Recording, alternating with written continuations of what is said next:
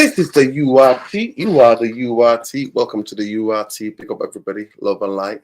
Smash the like on the video. Subscribe to the channel if you're not already subscribed. Welcome, people. We were going to do a bit of the clickbait trolling thing, but unfortunately, there's other news that's been breaking around. Man United. We're Man United. We're Man United. Only by name, but we're Man United. So yeah, we're Man United. Breaking news around Manchester United. The CEO, Mr. Omar Egghead, Mr. Omar Potato Head, has been speaking. Potato FC. Here we go. Here we go. Omar Fraud. Yeah. He's been about chatting about people. Big up to him. Yes, Nuruddin.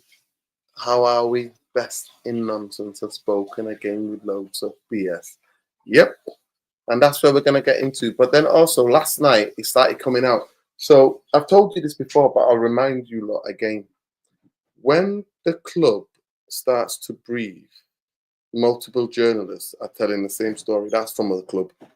So when everybody's saying about Onana, Athletic, Evening News, all of that, it's because they're saying the club are letting you know, soft blow, letting you know that, letting the fans know that Onana's here to stay. Onana, here to stay. Onana, going nowhere, going nowhere. Onana is here to stay. And that's bad news for Manchester United. Yes. Big up Stephen Freeman. Yeah. Big up Nura in the chat. Berrada is an ignorant in football. United getting nothing done in the summer, just pure gaslighting. Matt, we're just seeing it, bro. From that. Breaking news. Jim's cooking salmonella. He's cooking salmonella. Yo, God, that's horrible. That any of you ever had salmonella? It's really bad. Really, really bad, people. Really bad. But please smash a like on the video. Subscribe to the channel if you're not already subscribed already, people. And welcome, welcome, welcome, welcome. How's your day? How are we, Therapy Army? Are we having it or what? Are we having it or what? Are we actually having it or what? So I'm going to start the poll already tonight. Are we? We're going to start the poll already. We're going to start the poll already. Are you happy about Onana staying? Onana is here to stay. Onana is here to stay. Are you happy about that?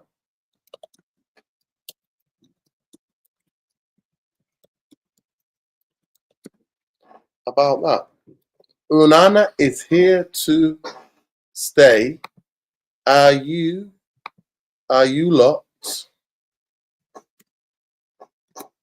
happy about that? Yay or nay? I'm doing a poll, so please just smash a like on the video so that, because I really want to see if there's any Onana fans amongst the Therapy Army, because we can't all hate Onana. We can't all hate Onana, people. We can't all hate Onana. So please smash the like and please vote. Big up to all of you lot. Berrada, just another list to join the circus. Yes, Dave, you got it. Check Karen says, Matt, big up. I've sent something today that Patrick Cotrone used to play for you. Man, former wonder kid who had loads of potential. What happened? There you go. Matt will reply to you, Matt. Berrada is awful. No one can go and win Premier League in 2028. No, we're gonna win. We're gonna win. We're gonna get that up, people. I'm just waiting for people to come in to the stream, and then we'll start doing that in a minute. Yeah, I'm not happy with Onana staying. He's a massive liability, walking hazard in the team. Stephen, you're very kind. He is fucking breakdancing. He bounces everything back. He bounces everything back to you. I swear to God, he's not a goalkeeper. He's a volleyball player. He'll bounce everything back to you. He's like he's playing volleyball. 2028 Premier League winners, Berrada said so. Big up at home. And listen, we're 5 subscribers away from 200, 13.200. Ben, have I sent you the link? Let me know if you can jump on. Love, like, no problem if you can't, if you're busy. But no problem, but he didn't answer my question. Big up. Onana was a huge issue. You can't score more goals than he lets in. 100%. Taylor. Big up, Ben. Big up Eski, by the way. Big up to my brother Eski. Eski, let me know if you're free. You want to jump on? I'll send you the link. Big up to Eski. Love and light to Eski.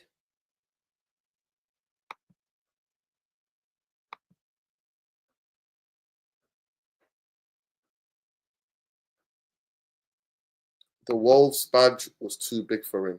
We are the weakest link. We are the weakest link. Goodbye. Yes, I'm free. Okay, I'll send you the link. Big up to you, bro. Not heard from you in a minute. Big up to you, though.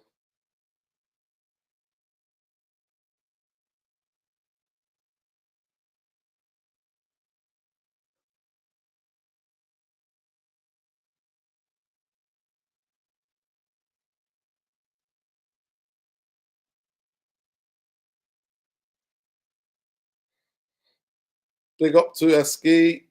Big up to everywhere. Lesso's here. Better watch out. Lesso's about. Lesso, talk to me, bro. How is it in Southern Africa? Talk to me. It's very cold. And yeah, we basically, moving day by day. That's all I can say, adapting to this winter weather. Saeed Yeah, it's better than adapting. Saeed went there and I was like, yo, it was so lovely and nice weather. But towards the, I think before he left, just before he left, I think it was a bit cold. It did really get cold even for him. So yeah, no, yeah. Fair enough to everyone. Big up to the chat. Smash the like button, people. Listen, talk to me. Let's get on with it. Really. First of all, Onana is here to stay. Are you happy about that, Eski? Nah, I don't think anyone is happy entirely. But it's funny enough. I would say that, but I had a few pickles with a couple of fans earlier on because they were actually trying to they were trying to find reasons behind this mental gymnastics. So, they've been saying that Onana is not a problem. That's why we are not focusing on the goalkeeper area. We should be buying, we're only buying forwards because we're only lacking goals. That's the kind of reasoning I was getting. So for me, I'm sorry, this fan base deserves everything that's coming their way because they bigged up this ownership. They're still bigging up the same board, the same people there. So honestly, I can't help but not feel sorry for anyone who's gonna go through what we're gonna go through. Because I knew, we've said this on the show countless of times that, these guys, we don't see them rebuilding anything. We don't see them doing focal, and unfortunately, people have to learn the hard way, and I've said it, until these guys go, unfortunately, you guys are going to see this for the foreseeable future. Until these guys decide that it's no longer beneficial for them, we stuck with this. I've seen how much they've, when I looked on their Instagram page, Manchester United, when I saw them drag the Cunha signing so much, I knew very well that these guys were doing this so that they can buy themselves time to sign maybe a second player later on, so that they don't have the fan base behind them, on their backs, because that's just one deal so far. Teams have gone and done 3, 4, 5 deals, some of them. So there's no excuse. You had the Bruno situation. Guess what? We've got money. That's why we didn't sell Bruno. Then why are we not signing players now? Genius. These guys, I knew this was coming. The minute that they didn't want to let go of Bruno, I knew there was no rebuild that was going to happen at this football club. And it's not going to happen. Like, I'm seeing people trying to cope with this madness. Some people are saying, no, they're trying to, they don't want to be robbed in the transfer. They don't want to be taken for mugs in the transfer window. And that's why they're not bidding so much. They're taking their time. They don't want to, rush things. And I'm like, planning is done before you even go into the transfer. You speak to players way prior to the transfer window opening. You get deals in a properly run football club, and a recruitment team ensures that these players are already scouted and ready, to be approached and to be signed way 6 months, some even do 12 months in advance. We wait till the transfer window opens, and then that's when we really get into deals. And it hasn't changed. Unfortunately, it hasn't changed, and it will never change. But yeah, unfortunately, big up Ben. And unfortunately, that's what we're dealing with.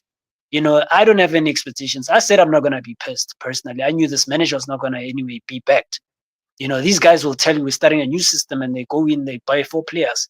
What are you gonna do with 4 players? You know what I'm saying? If those 4 players are injured, it's back to factory settings.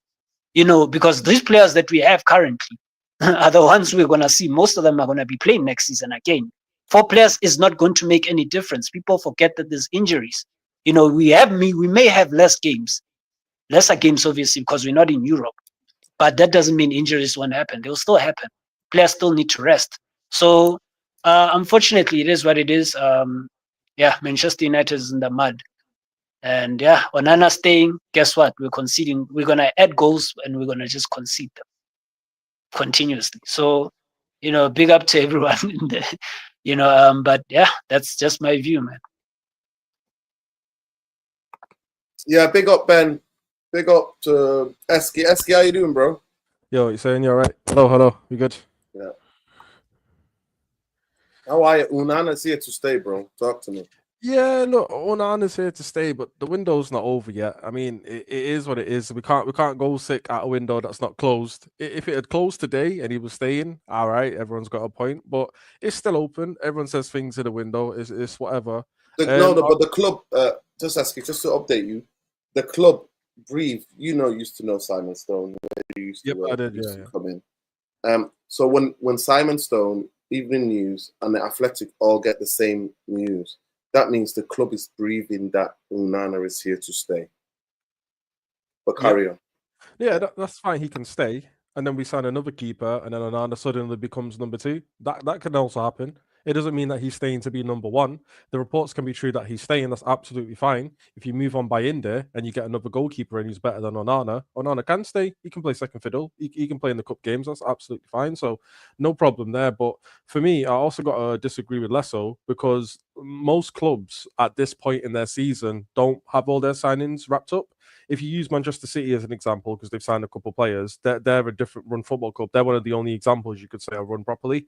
Liverpool haven't got all their signings over the line yet. There's a lot of talks. Arsenal have been in a lot of talks. We were the first one, I think, in England to actually get a signing done in Mateus Cunha.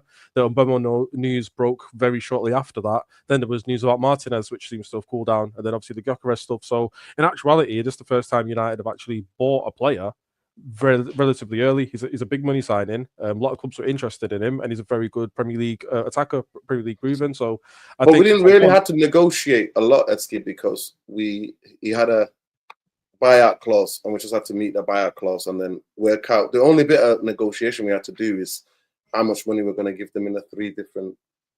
Yeah, compare that to years gone by. Every player we wanted as a release clause. A lot of them, you look at is it Harry Maguire? We pissed about for Harry Maguire, ended up paying it in the end. What his release clause was, what they wanted. So at the end of the day, at least you got it done a lot smoother. Jadon Sancho was the same thing. We were after him for about 2 or 3 years because we didn't meet the clause. So the fact that we did get, yeah, no, I didn't. Sorry. So for me, right as of right now, we seem to have been going in the right direction. It's not over yet. Umbemo's not done, of course, and I'm not one here to say that's wrapped up because anything could happen with that one. But that's my whole point of what I'm saying. I'm saying that people are saying Onana's staying, that's great. People saying Umbemo's done, that's done. At the end of the day, nothing's set in stone. The transfer window isn't shut yet. So as of right now, we just got to see how it goes. I think for me, this window is going to be the difficult thing. Is the hardest thing is to sell players. Once we start selling, we can buy. We haven't sold anyone, so I'm not even going to talk about buying anyone as of yet. But the window's not shut, so I'm open to anything happening. Could be Maney could go, Garnacho could go, Bruno could still go. To be honest, just because he turned down Al Hilal. What if Bayern Munich come in for him? That's another prestigious club over there. What if Real Madrid come in for him? Could he? He said he wants to play at the top level. He didn't say I don't want to go to Saudi. He says I want to play at the top level. Manchester United, we're not at that top level. What if Real Madrid come in for him for like a £60 million bid? If Modric played till he was 40, Bruno's just turned, what, 30, 31? He could play for Real Madrid for another 10 years easily. Everyone here knows that. Just sitting deep there, doing nothing. It's easy over there. So for me, I think we just got to wait till the transfer window's done. But I'm not happy with Onana staying. I just want to make that clear. I'm not happy with this guy staying being number one. We're all in agreement. I don't want this guy here. Big up Esky. Big up Ben. Welcome. I know you haven't got that long to go, fella. Talk to me. Yeah. Big up. Big up too. Yep. Good evening, Nerd, and good evening, Lasso. Good evening, Esky. Big up, brother. I haven't seen you in a while, bro. Hope you're well. Yeah, man. Big up the chat. Make sure you hit the likes, people, and subscribe. First things first. Free Palestine, fuck Zionism, and solidarity and love to the people of Iran. There's obviously a rumor out there that Israeli are going to be attacking them again tonight. So obviously stay safe for everyone in Iran. And the comments that Trump made today is just fucking disgusting, man. Like the fact he says, you know, if Iran don't make the deal, you know, you'll be a dead man to the Iran president, which is fucking disgusting, man. And he just doesn't know the bigger picture, man. So fuck Trump, man, all the time, bro. Biggest mistake America ever made was make him president. But anyways, big up there anyways the chat. Now with Onana, man, I mean it's literally is like, bro, like if Onana stays and he's our keeper, man, I'm literally gonna be chanting relegation FC. Here we go. Here we go. Literally, that's all I'm gonna be singing, man. And do you know what, man? Like, you know, I should be happy really that he's staying because he'll take us to 100%. relegation. 100%, bro. I want more. I want more of this. Like, I want more of this club to suffer more than succeed at this moment because the vultures we have at this football club. But lots of these so-called Ineos bootlickers, they wouldn't want that. They say, oh, you're just being a fake United fan because you just want the owners out. It's been fucking 13 years, people. 13 years of Glazer ownership, man. And Sir Jim Ratcliffe just went into bed with Joe Glazer and Avram Glazer. So let that sink in, people, or we're going to go even down even more, man. So do you know what, man? Like, Onana staying, Onana leaving, I don't really give a shit, man. All I want is just to see these owners just suffer and like losing so much money in their pockets. It makes me happy. It really, really does, man. And I know obviously everyone's human being out there. You don't want to see people losing money, but these people are absolute hatred people running this football club. And you know, obviously Eski made a massive point there. Obviously, you know, with big football clubs, like they can get their business done early, like 100%, man. I didn't expect Man United to get their business done at what mid June. You know, 100%. No, it's gonna take time. But see, with regards to outgoings, man, the football club can approach the likes of Rashford, the likes of Sancho, the likes of fucking who else? Garnacho, Hoyland, all these players, man, and be like how Maresca treated the likes of Chilwell. The list goes on in Chelsea. I can't remember the other players. Maybe the chat can maybe say, you know, just treat them like shit, like Silas. Right, you're not part of my plans. Go fuck off in another football pitch and let us train with the team. Go and fuck off. He actually literally said to the press conference, Chilwell's not my plans. Chilwell's not my plans. So he can go. He can go. So why can Ruben Amorim not do this? If he doesn't want Rashford, if he doesn't want Sancho, tell him, says no, you're not coming on tour with us. Fuck off. Stay at Carrington. Stay in Manchester. Find another club. This is how big football clubs run. And then I just seen there a leak tonight, man. Isak is linked to Liverpool. And I gotta say, man, if Isak goes to Liverpool, 21 times is coming to Liverpool, man. It's 100% coming to Liverpool, man. And it's gonna be absolute peak for Man United fans, man. But you know what? Do you know what? it's fucking reality, man. Because it's not because obviously this coach, it's not nothing to do. It's the fucking environment of the football club. It's fucking toxic from top to bottom, man. And we need a fucking reset, man. And we just need to wake up, man. Because this Man United fan base, we fucking deserve to suffer, man. We really fucking do, man. And that's all I ever wanted, bro. I fucking predicted like a few months ago. I said I don't care if I would actually love it if we lost the Europa League final, because I wake more United fans up and said who the real issue at this football club is, man. But big up, anyways. Big up, everyone. And make sure you hit the likes, people. Yeah, big up to everybody. Please smash the like on the video, subscribe to the channel. No problem, everybody. Yeah, it's really interesting what's going on with Manchester United and Andre Onana. I think the deal to get done, I think there are goalkeepers who are better than Onana. That could be for about 25 million. 25 million, 30 million. Big up Jarvis for joining us. Love. Big up, Jarvis. There are some decent keepers that you can get for dead cheap for just under 30 million. And I think Manchester United keeping him is a big mistake. I really think it's a big mistake. I think the mistakes that will cost us will continue. The news was breaking last night on Tactical Devils when we heard that it was the Evening News reported it, then the Athletic, and I'm sure other news beyond that's a club briefing, because when all of them are reporting the same thing, they got that from the club getting it out there, kind of like a land the blow. Yeah, to kind of soft land the blow. Lockers. Yeah, Lockers. It was Lockers. And the Athletic as well. Yeah. And the Athletic as well. But yeah, to me, I think it's glaring. Everybody can see. According to reports, alleged that Amorim likes Onana but doesn't rate him. Wilcox likes Onana but doesn't rate him. And to me, the idea that a goalkeeper is allowed to cost twice the club, twice is 2 seasons in a row, says a lot. That means something's not working. And the thing about what was United fans were getting giddy, and it actually brings us to our next topic, is Omar Berrada was like, if you're not doing it in 2 years, you should be moved on. That was his whole mantra, there's videos of him talking about players. He was like, if players are not performing after 2 years, you have to move them on. And the reality is that he's now waffling about 2028 and about how Manchester United are going to win a league. Manchester United are going to win a league, but that's just the way it is. Big up to Adewale. Adewale says, I actually think Sancho will do well in this Amorim system.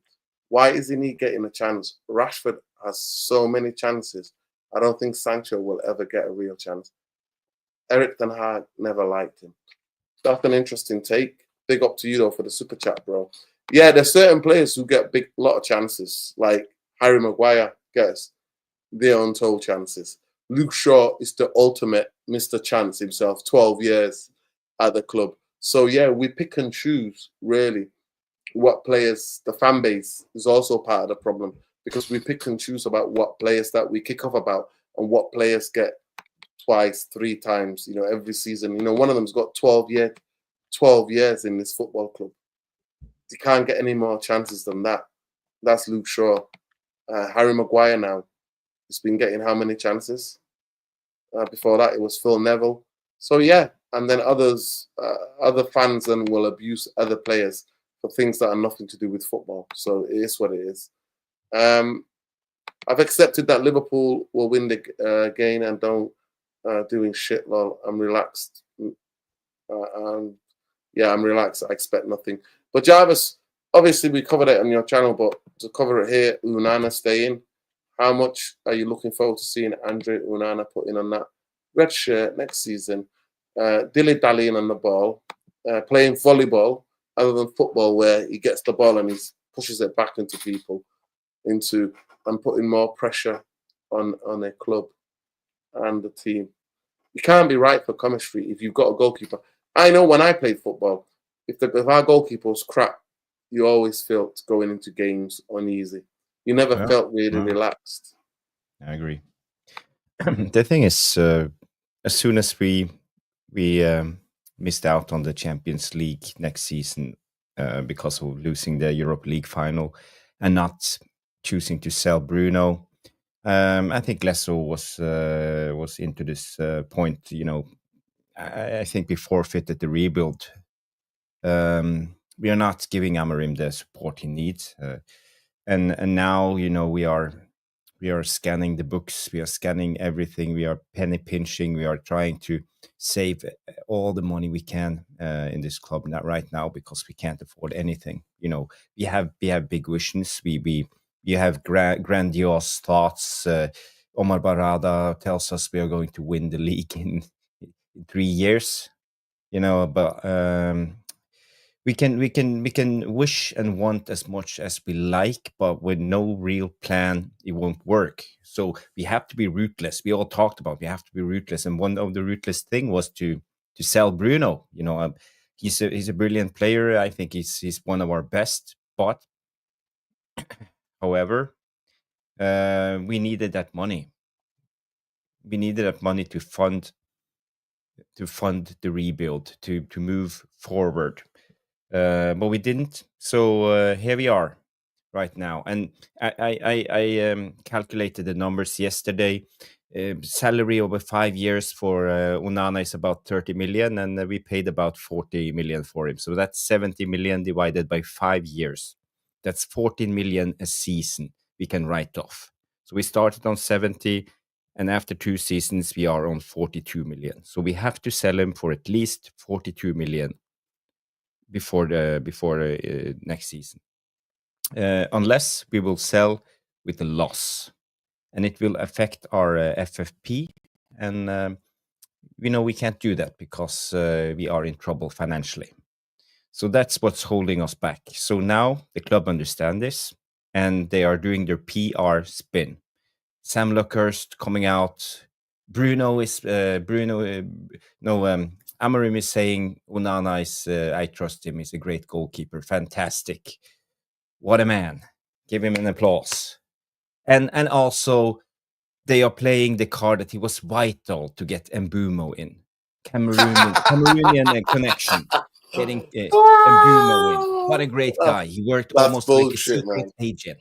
That's bullshit, so we have man. to be grateful that we have the fantastic Onana in our ranks. So this is how I see the situation. I think it's a lot of things that we had our chance, but the door is closed, and we didn't sell Bruno. Now we struggle with money, and this is what we get.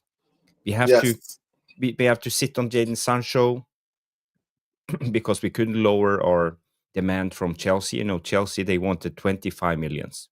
And Sancho said, I want to be paid more because I want the compensation for the loss in salary. We should have just directly, if we were good communicators, good negotiators, we should have gone in directly and said to Chelsea, okay, we understand. Give us 15 and he's yours. Get him off our books. Get him out of here. No, we took the 5 million in penalty, and now Jadon Sancho is back. He will be almost impossible to sell. He has 1 year less left on his contract. He's on 250 to 300k a week. That means we are almost paying something in the bracket of I would say 12 to 14 million pounds in wages. Yeah, and so we would rather. So we have to pay him to sit on the bench or play with the reserves. Yeah, I'll send him a loan again and pay for him to play for another. Yeah, pay for another club to. So if we were the best negotiators in town, we should have just gone to Chelsea and negotiated down the price and tried to get rid of him, but we didn't. So I don't see the club backing Amorim. I don't see the club is best in class. I don't see them doing the right things, and I'm worried. And if things go on like this for the rest of the summer transfer window, Ruben Amorim will be gone at least after next season, and then the merry-go-around, and we start all over again, and another man comes in, and what will Berrada say then? 2028? Fuck that! We are 2030 or 2035. So it's bullshit. Yeah, definitely. Big up Adewale says Garnacho went against two managers publicly. Still, God forbid Sancho try to defend his characters and that he's trying to do United fans pick and choose. Now, 100% fans pick and choose. That's clear.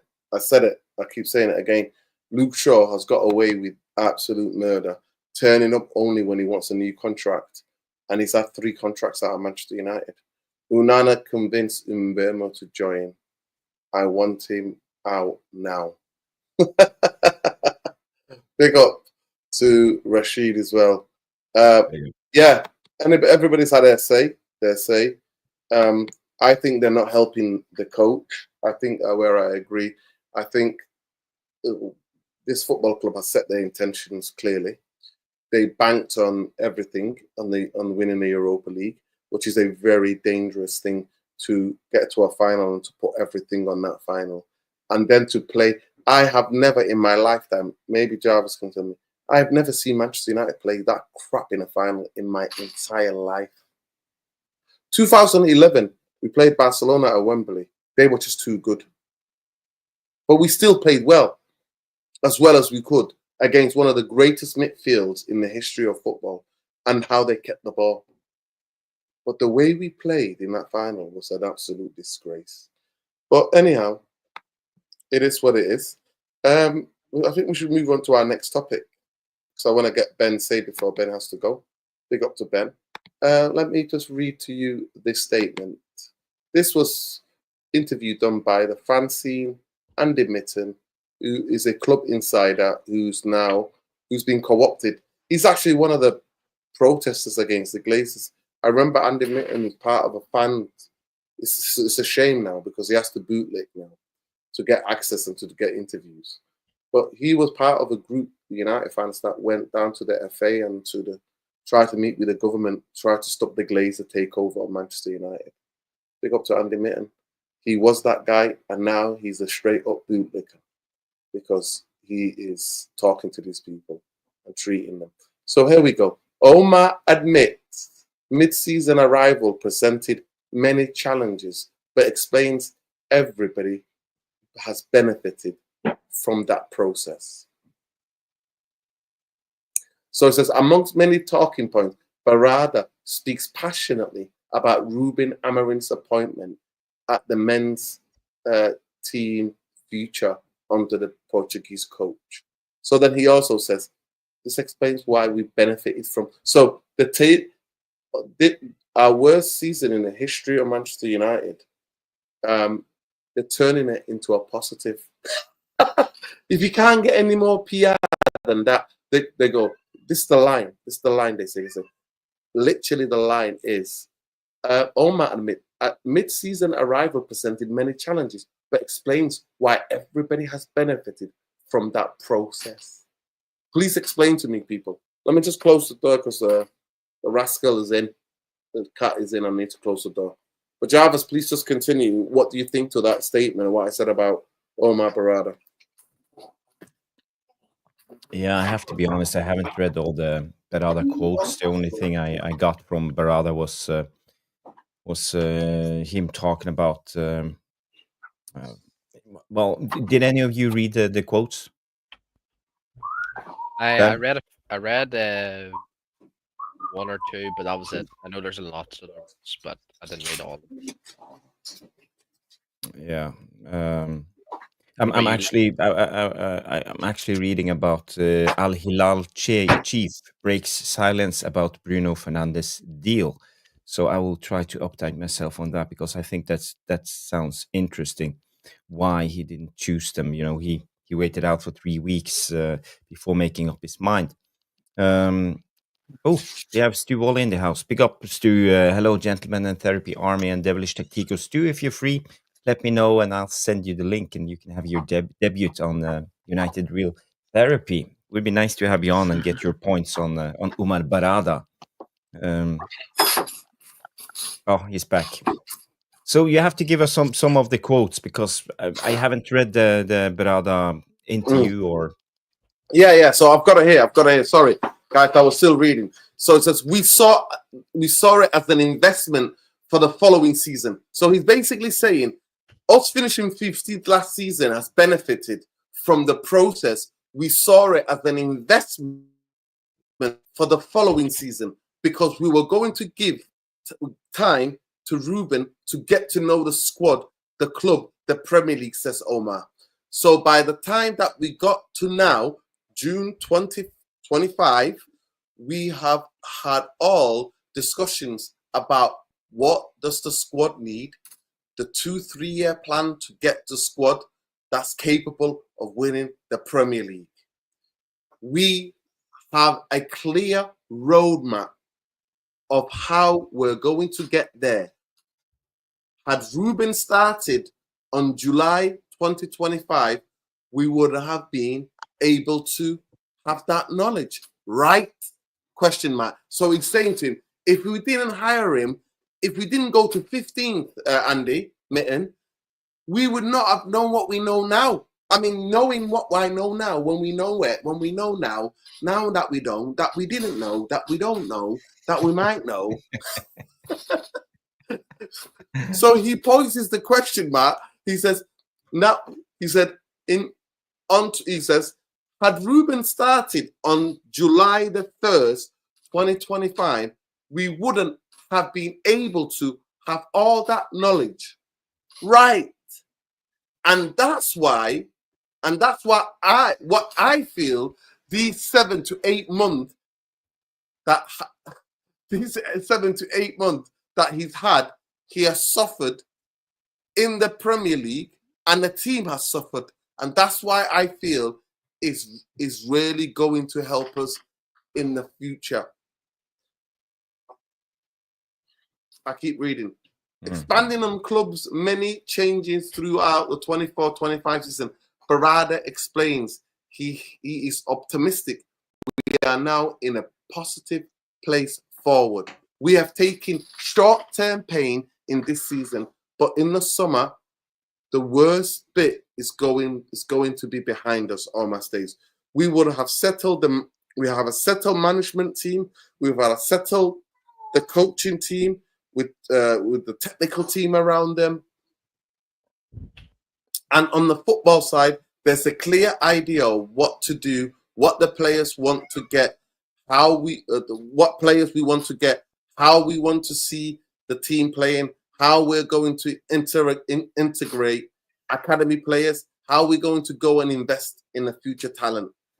I sit here today and I'm actually very optimistic. And I'm quite positive what's ahead.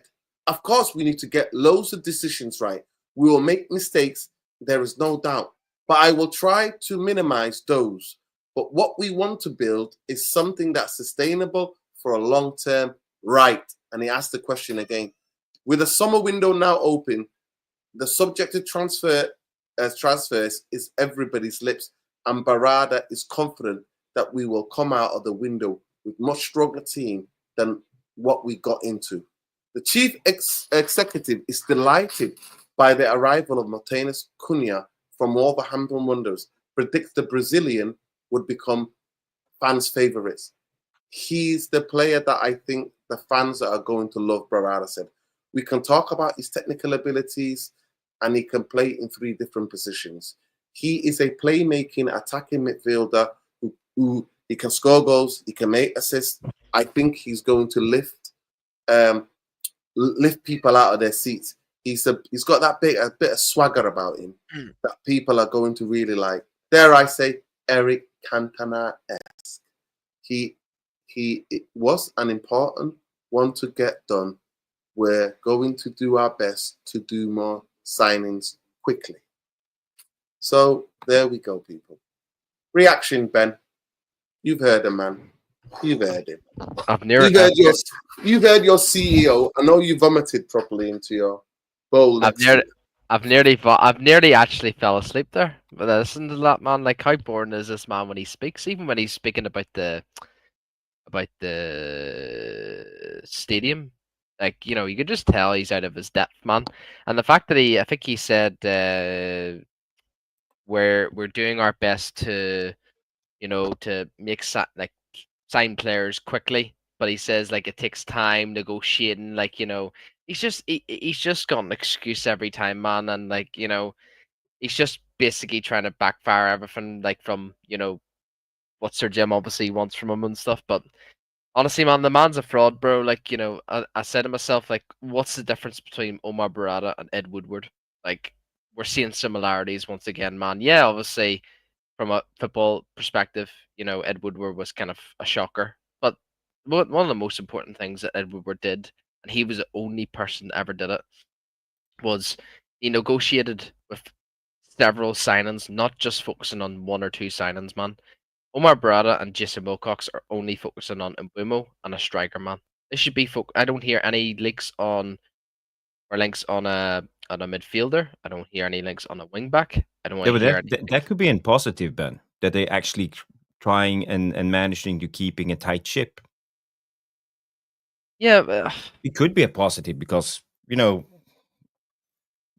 we have been linked to a lot of players, but not many strong links. There's only been 3 strong links and maybe a 4th with Martinez, but Emi Martinez. But besides that, there's nothing. And we know we need a midfielder, wing backs, centre backs, and yeah.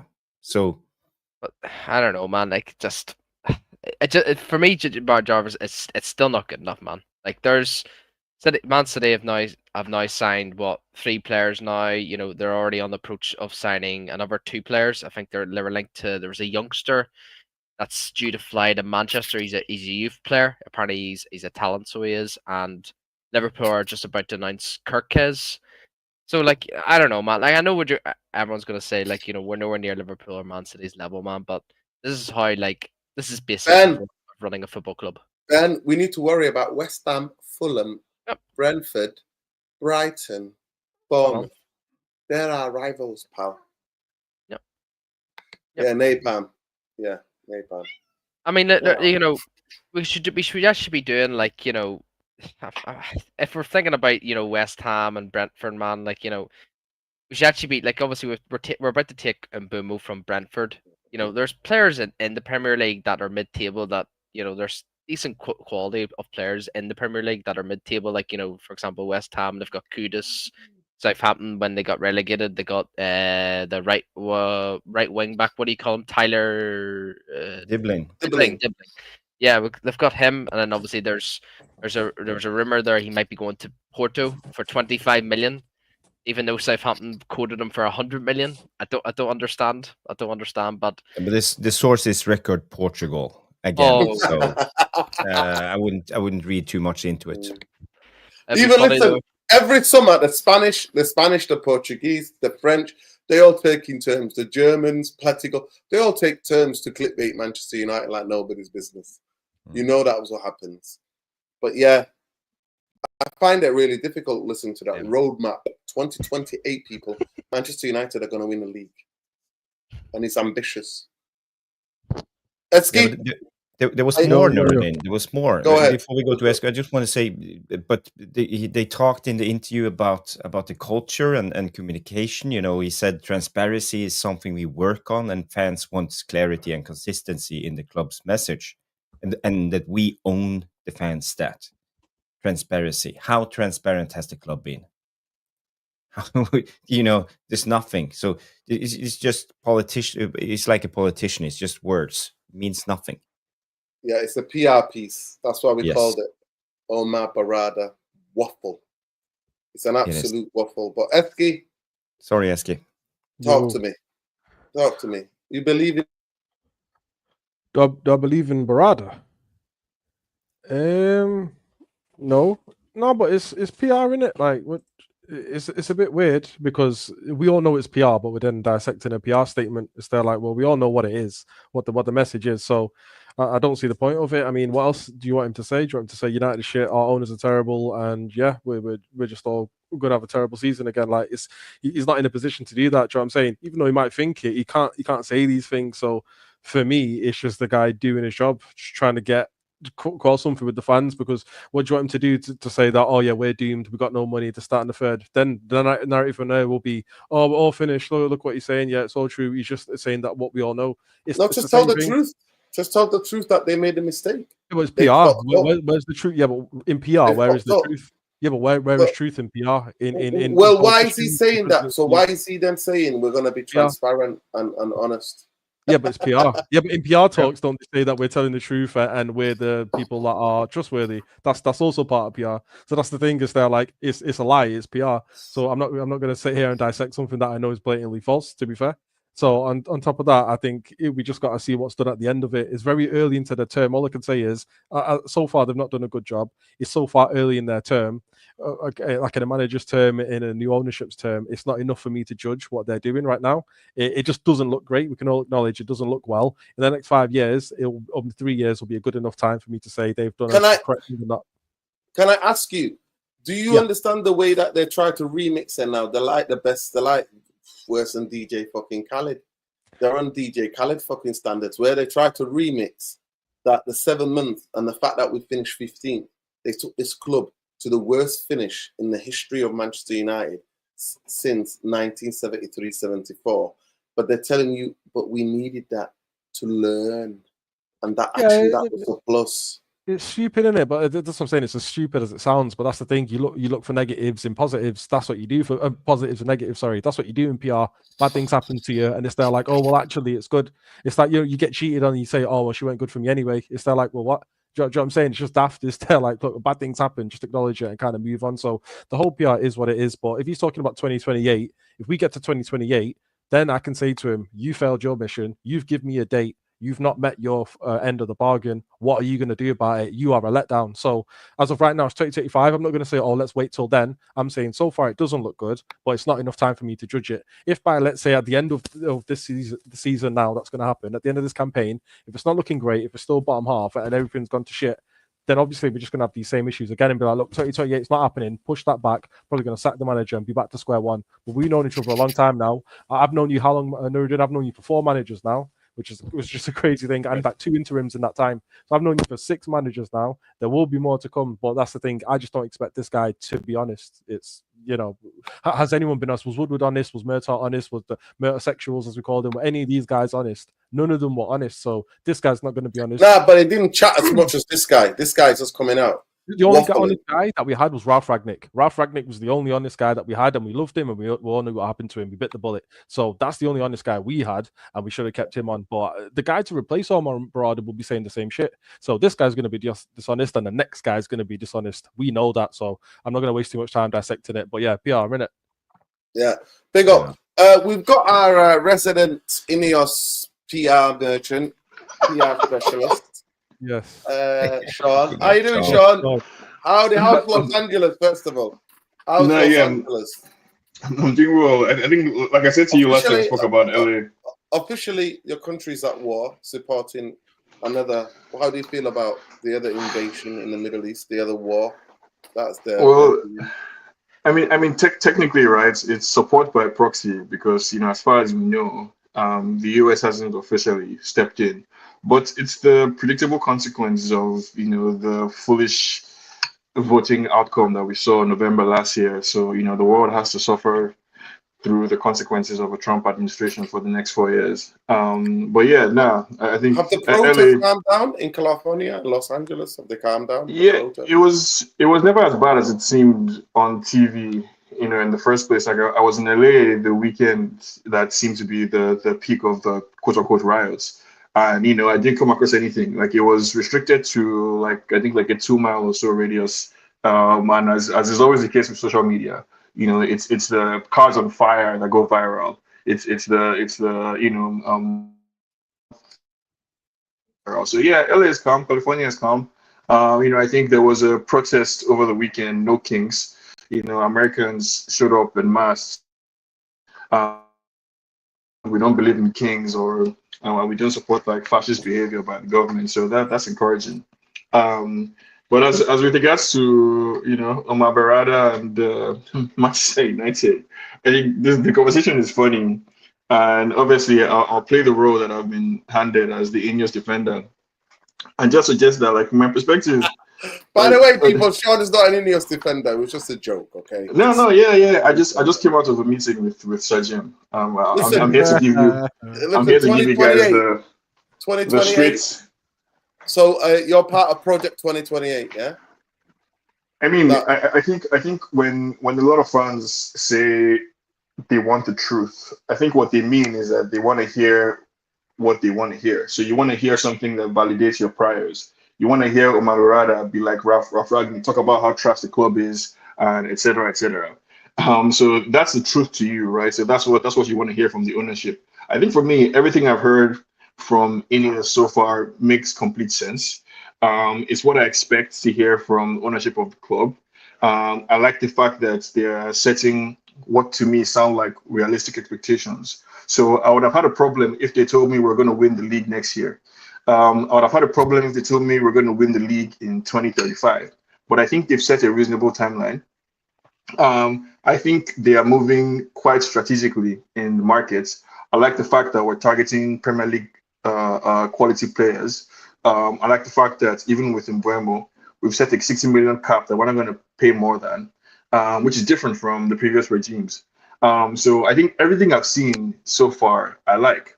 I'm comfortable playing the role of just being a fan in the sense that all I want to see from my team is success on the pitch. So I totally respect the cynicism that is the result of the last 12 or 13 years of Glazers management. I understand that completely, and I respect it. I don't share it, right? Because I put a lot of responsibility on the players on the pitch and on the manager. But I think as a United fan, or me personally, I'm encouraged by the activity that I see in the markets and by what I hear coming out from the club's ownership. Well, what I want to see now is I want to see more outgoings. I want to see, either Rashford or Garnacho or Onana or one of the outgoings that are really going to clear up space in the squad. I want to see that happen sooner rather than later. But I think in terms of the strategy in the markets, the structure of the club, what we're hearing from Mombarada, all of that I'm okay with for now. Onana staying. Are you happy with Onana staying? Well, I understand if somebody tells me that Onana is not a priority for this summer. That makes complete sense to me. I would rather we focus on a striker, midfielder, other parts of the team. I think also, the problem with Onana, in my opinion, is like modern footballers. He's inconsistent and he's inconsistent and he's emotional.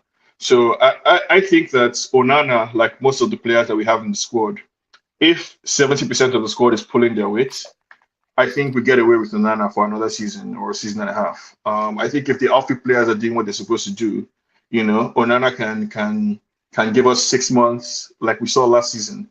Onana can give us 6 months of relative consistency and good moments.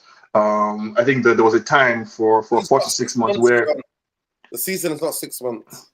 No, I understand, and what I'm saying is that I think we can survive for another year or two with Onana, provided that we continue to prioritize other aspects of the team. I think there are more important areas of the team that need to be fixed, and I think that if the whole team is in form, I think we can Onana's flaws can be hidden. So really. Wow. Yeah, Have you yeah. seen him for the two? Like, he cost us the Champions League last season, and this season has been terrible.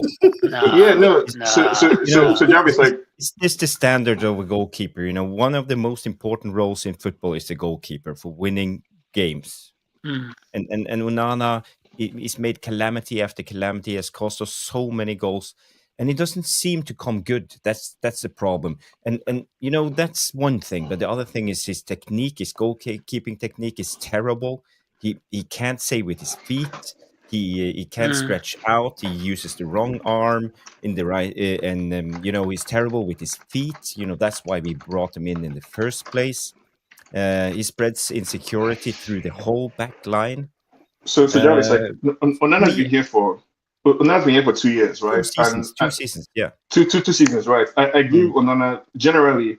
I give Onana the same grace that I give everybody who has been here for the last 2 years, 2 seasons, in the sense that I forgive Onana for not standing out as an individual in a sea of failure, right? Because I think what you guys are implying, that despite the fact that the whole team was in shambles and that everybody else was trash. That Onana on his own should have stood out as, on an isolated example, as Bruno, for example. He should have been Bruno in the post. And I think, maybe not, right? So I think what I'm saying is that, like, we have limited resources, and I would rather prioritize striker, midfielder, defender than Onana, because number one, I think Onana is an okay keeper for the level that we are right now.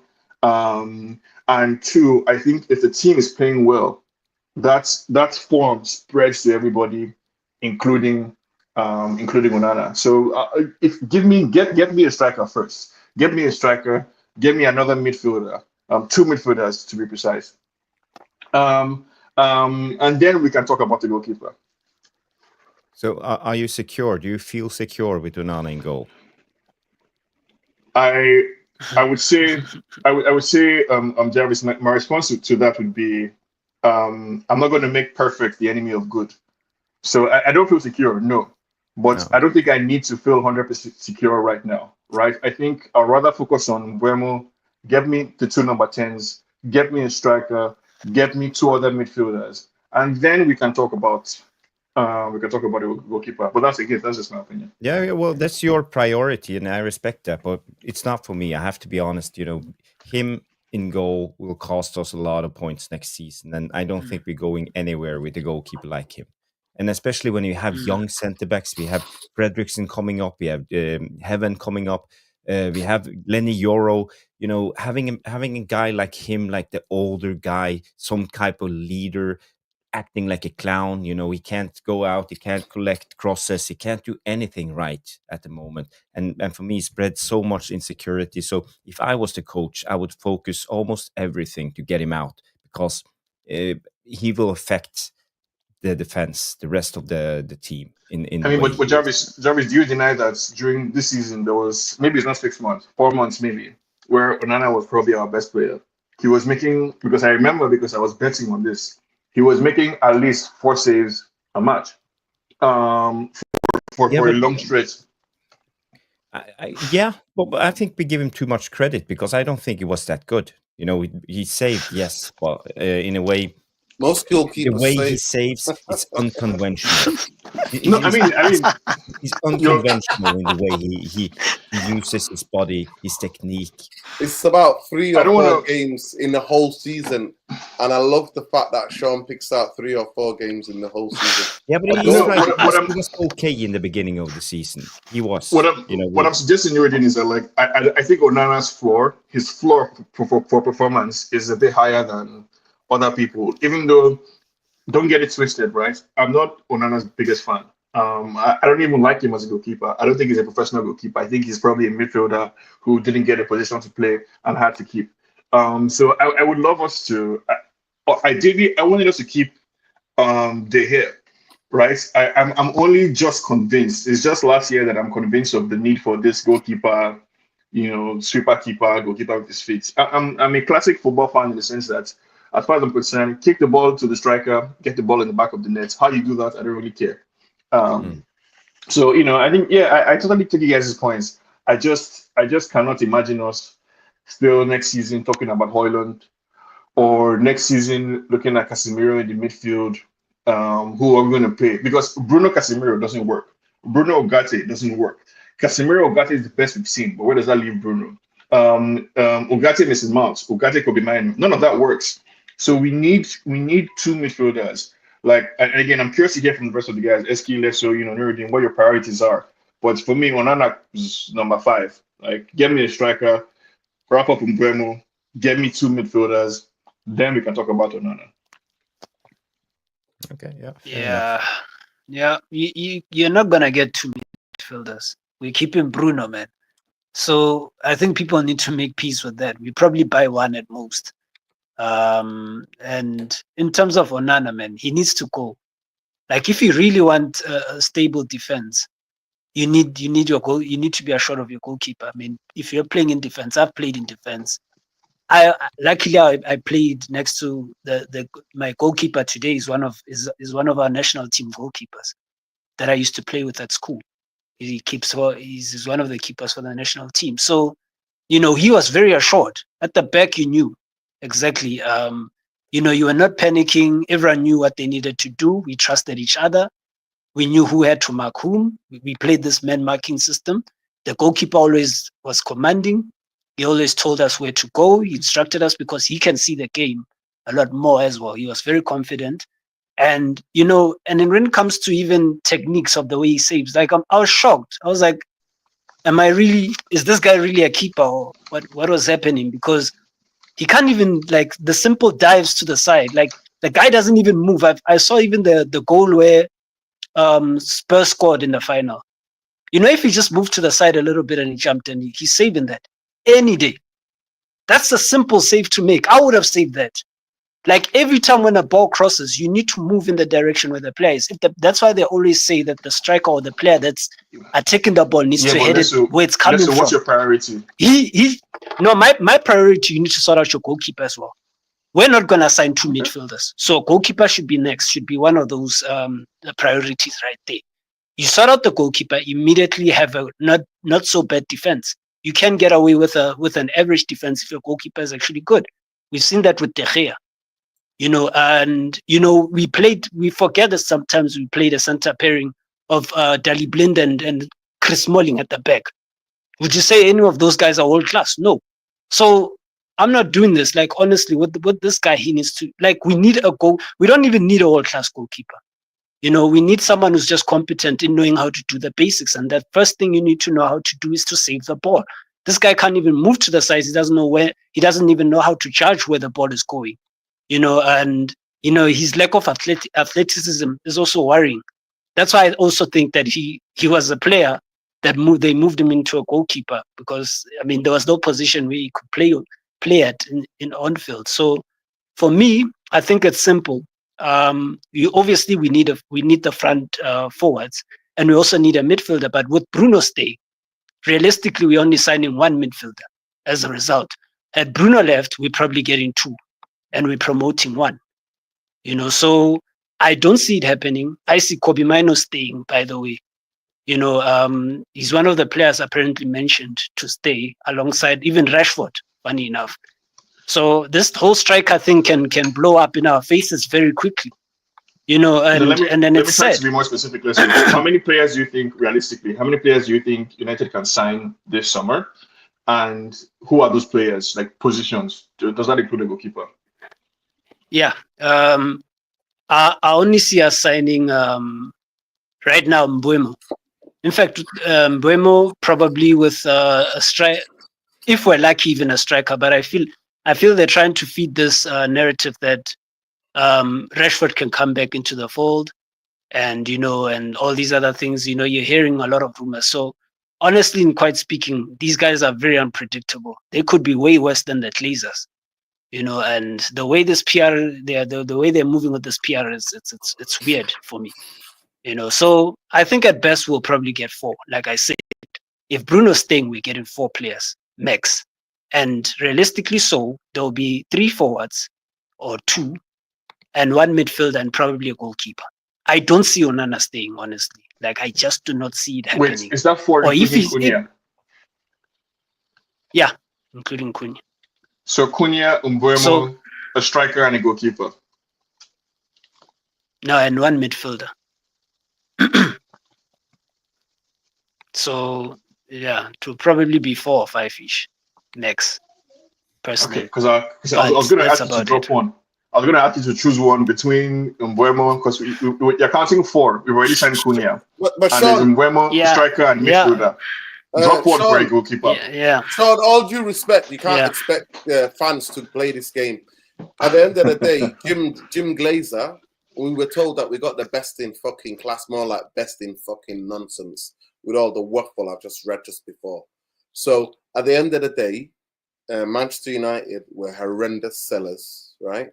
There are a lot of players to be got rid of, and we're not hearing anything concrete on players, where they're being sold to, what type of things are being negotiated. So at the end of the day, it's not up to the fucking fans, because Jim the Rat told us the best in fucking nonsense. But let me bring Eski in. Eski, how realistically, going on that, let me just update people. Please smash a like on the video. Let's get to 150 likes. people. And subscribe to the channel. We're 7 subscribers away from 200 for a channel that's shadow banned. We're doing pretty well, people, fighting the algorithm, and the community is helping us do that. So big up to everyone, every one of you. Realistically, how many we got? Let me just look at the poll, tell you the poll. 69% say no, Onana needs to, they're not happy about Onana staying. 31% said they're all right with. So that's interesting. But it's, you know, it's a large percentage that want him out, that are not happy that he's staying. We're going to do the other poll question actually right now, end this poll, and we're going to do the new one, which will be asking, where do you expect Manchester United to finish next season in terms of positions? Because all I see is just a lot of waffle, people waffling and telling me about top 6 and top 4 and 5. I mean, the propaganda the club is pushing at the moment, it's ridiculous. I swear to God, sometimes I'm glad that Jarvis, Lesso, Sean don't live in this country. Oh my God, the amount of shit you see from these United fans, the most gullible fans I've ever seen in my life. But we're going to ask that question. So big up to everybody. Love and like. Please smash the like on the video. Subscribe to the channel if you're not already subscribed. Let me just get this super chat. Adewale says, for the first time in my life, I'm agreeing with Sean. If Chelsea and Arsenal can finish top 4 with Sanchez and Ramsdale, who Onana is better than both. Wow. We need a striker, midfielder, wing back, and a centre back before Onana.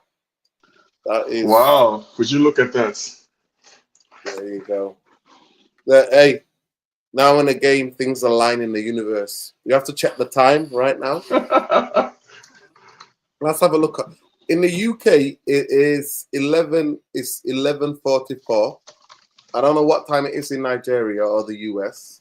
So yeah, whatever's happening for the first time. 3:44. Yeah. 3:44. Big up to Adewale. Adewale literally agrees. And I think for a long time, I totally disagree with Adewale because Onana is terrible. When you watch Onana live in the stadium, you see things that they don't show on TV because the ball is somewhere else. Sometimes the camera follows the ball. You see some of the stuff he's positioning, how much he brings nervousness into the stadium, how the groans. I don't know if you remember last season, a lot of you, Eski, how many groans when you watch the game on TV. And even when you're in the stadium, everybody's groaning at him. You've been to games last season, Eski. Yeah. See That what Fulham Onana's doing. game, bro. That Fulham game, he was just taking the piss. Like, we're a goal down, and the Stretford end gives it to him, but he just sounds like he's not bothered. I'm like, bro, like the fans are onto you, and it does create uneasiness. So yeah, obviously, like I'm saying, innit, he needs to go. But yeah, you're gonna ask me a question before, but you didn't ask it. I don't know. Yeah, I was saying sorry. What was I gonna ask? Where do you think Manchester United finishing this season? Because for me, no. Can you say who do you think Man United will be successful at selling players? That's the first question. How many players will Manchester United sell and get rid of this season? Actually, Well, that's going to be the next poll question. How many players do you think? And we'll put the numbers. Let me ask. Well, let's just say, so Johnny Evans is gone, Lindelof's gone, and Eriksen's gone. So them 3 are gone already. I think we could probably sell, I'd say Rashford, Anthony, and I think Højlund can get sold. The other 2 might have to be loans. Garnacho and actually no, Garnacho can get sold. I think Sancho's going to take a loan. I think we can sell 4 players, to be honest. I don't know who else will get sold, but I think we can try and sell 4. If anything, maybe sell 2 and put 2 on loan. But that's what I think. Hopefully, we sell more than we loan out.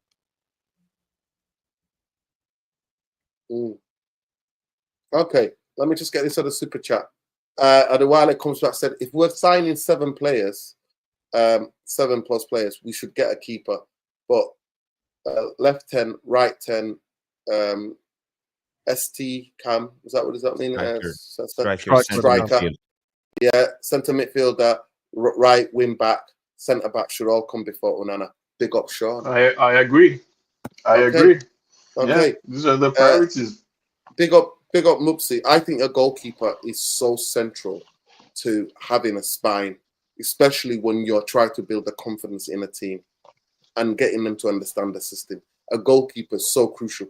a striker, somebody who puts the ball at the back of the net, somebody who stops the ball at the back of the net, somebody who stops the ball, a midfielder. So you need to create something in the spine. So I agree with the centre back. I agree with the midfielder. But you also, they are as important as a goalkeeper. Big up Mupsy. Mupsy said, Chelsea finished 12 with no Europa. Signed Palmer, Casado. What's stopping us from signing players?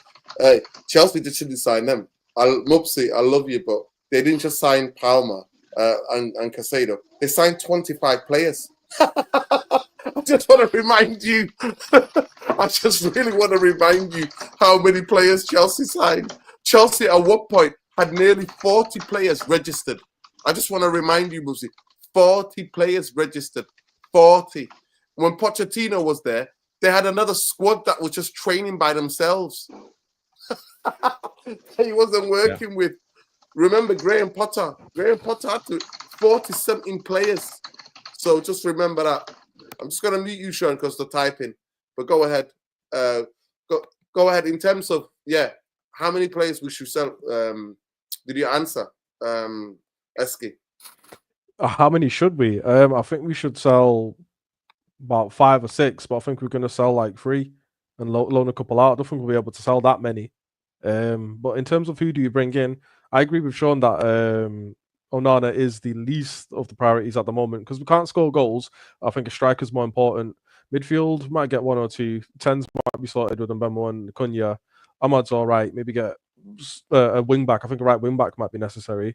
And then Onana, to be honest, he's still not good enough, but he is the least priorities. But I think we'll sell about 3 players, loan 2 out. Are you sure you are talking about the right? Aren't we missing a left wing back? Isn't that the most important role? We have Dog, because we only have what left footers do we have in our squad? We have Luke Shaw Alessandro, and Luke Amas. Shaw, Amad Diallo is left-footed as well. There's about 4 players in there that are left-footed. I'm pretty sure. 2 that are injury but prone. who can Shaw. play the wing back role? Amas on that Harry, left side, yeah. because on the right side we have Dallo, we have Masraoui, a lot. and Bumo. If you Ricardo sign him, he could probably work, and Amad Diallo. Ahmad So we would have play 4. there. We have 4 on the right and only 2 on the left in my estimations. Maybe I'm wrong, but I think that the left is the highest priority. And yeah, we have Ugarte. No, Dogu. Yeah. But he can play on. He will be best on the right. Putting in with his left foot. Yeah. We saw the crosses that he put in against Wolverhampton. Do you remember when he played on the right? He actually put dangerous passes in for goal scorers because he was swinging them in. They weren't. He can't cross the ball from the left. He's absolutely terrible. He's got a lot to work on his game. But yeah, I'm just going to put the poll up, people. I'll just get the super chat quickly. We need to sell Hoyland, Garnacho, Sancho, Rashford, Antony, loan Mount, cancel Maguire, short contract, bring 7 players. So this is where listen, Adewale, that is what you call a competent football club, but they will never fucking do it because the club is written with on levels of incompetence. The people want me to believe people who took Manchester United to 15th in the league, 15th with 42 points and lost 18 games in the league, the worst record in 1970 since 1973-74, are going to be that competent. I swear to God, if there was a vote, I would vote for you if you're going to do that all day long. If I can try and complicate this narrative a bit, my understanding for player sales, is that player sales are driven most by the player themselves and the player's agents. And absent of the club literally terminating the contract or forcing the player out by kicking him to reserves or something. I think the players who we need to sell have gotten the message from the club, from the fans, from the manager that they should find new clubs. But thanks to the history of the Glazers and whatever, we're stuck with players that have ridiculous contracts. Effectively, they're going to be hard to sell. So I think for the player sales, I think the club is doing, has done, in my opinion, what they need to do by, letting some of these players know, by facilitating partial exits for some of them. So Rashford, playing in Villa for half of the season. Same thing for Anthony. Same thing for Sancho. So they already have one leg out of the club, all things being equal. The other ones that are difficult to sell. Personally, I don't blame the club for asking for 60 or 70 million for Garnacho. I think that's a very reasonable price to ask for a young, talented player like him in this market. So I think they should hold out for good pricing. I don't think it's realistic to terminate Maguire's contract because I wouldn't be surprised if 2 years from now, we're telling the story of how Maguire was once the captain and is now the captain again. You guys should get ready for another 3 or 4 years of Maguire. Rashford, Anthony, Sancho, they're already one leg out of the club, So I would like to see those deals completed quickly, so that we can actually sign some more players. Garnacho, Kobe Mainoo, unless we get a good deal for Garnacho, Amorim has kind of closed the door on Garnacho staying, so we have to find a solution. But yeah, I'll be surprised if we sell Maguire. And Højlund, if Napoli is willing to do us a favor immediately, let's do that transaction quickly.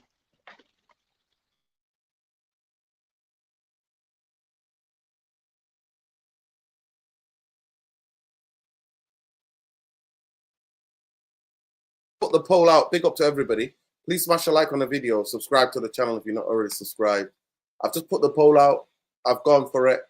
How many players the club can sell?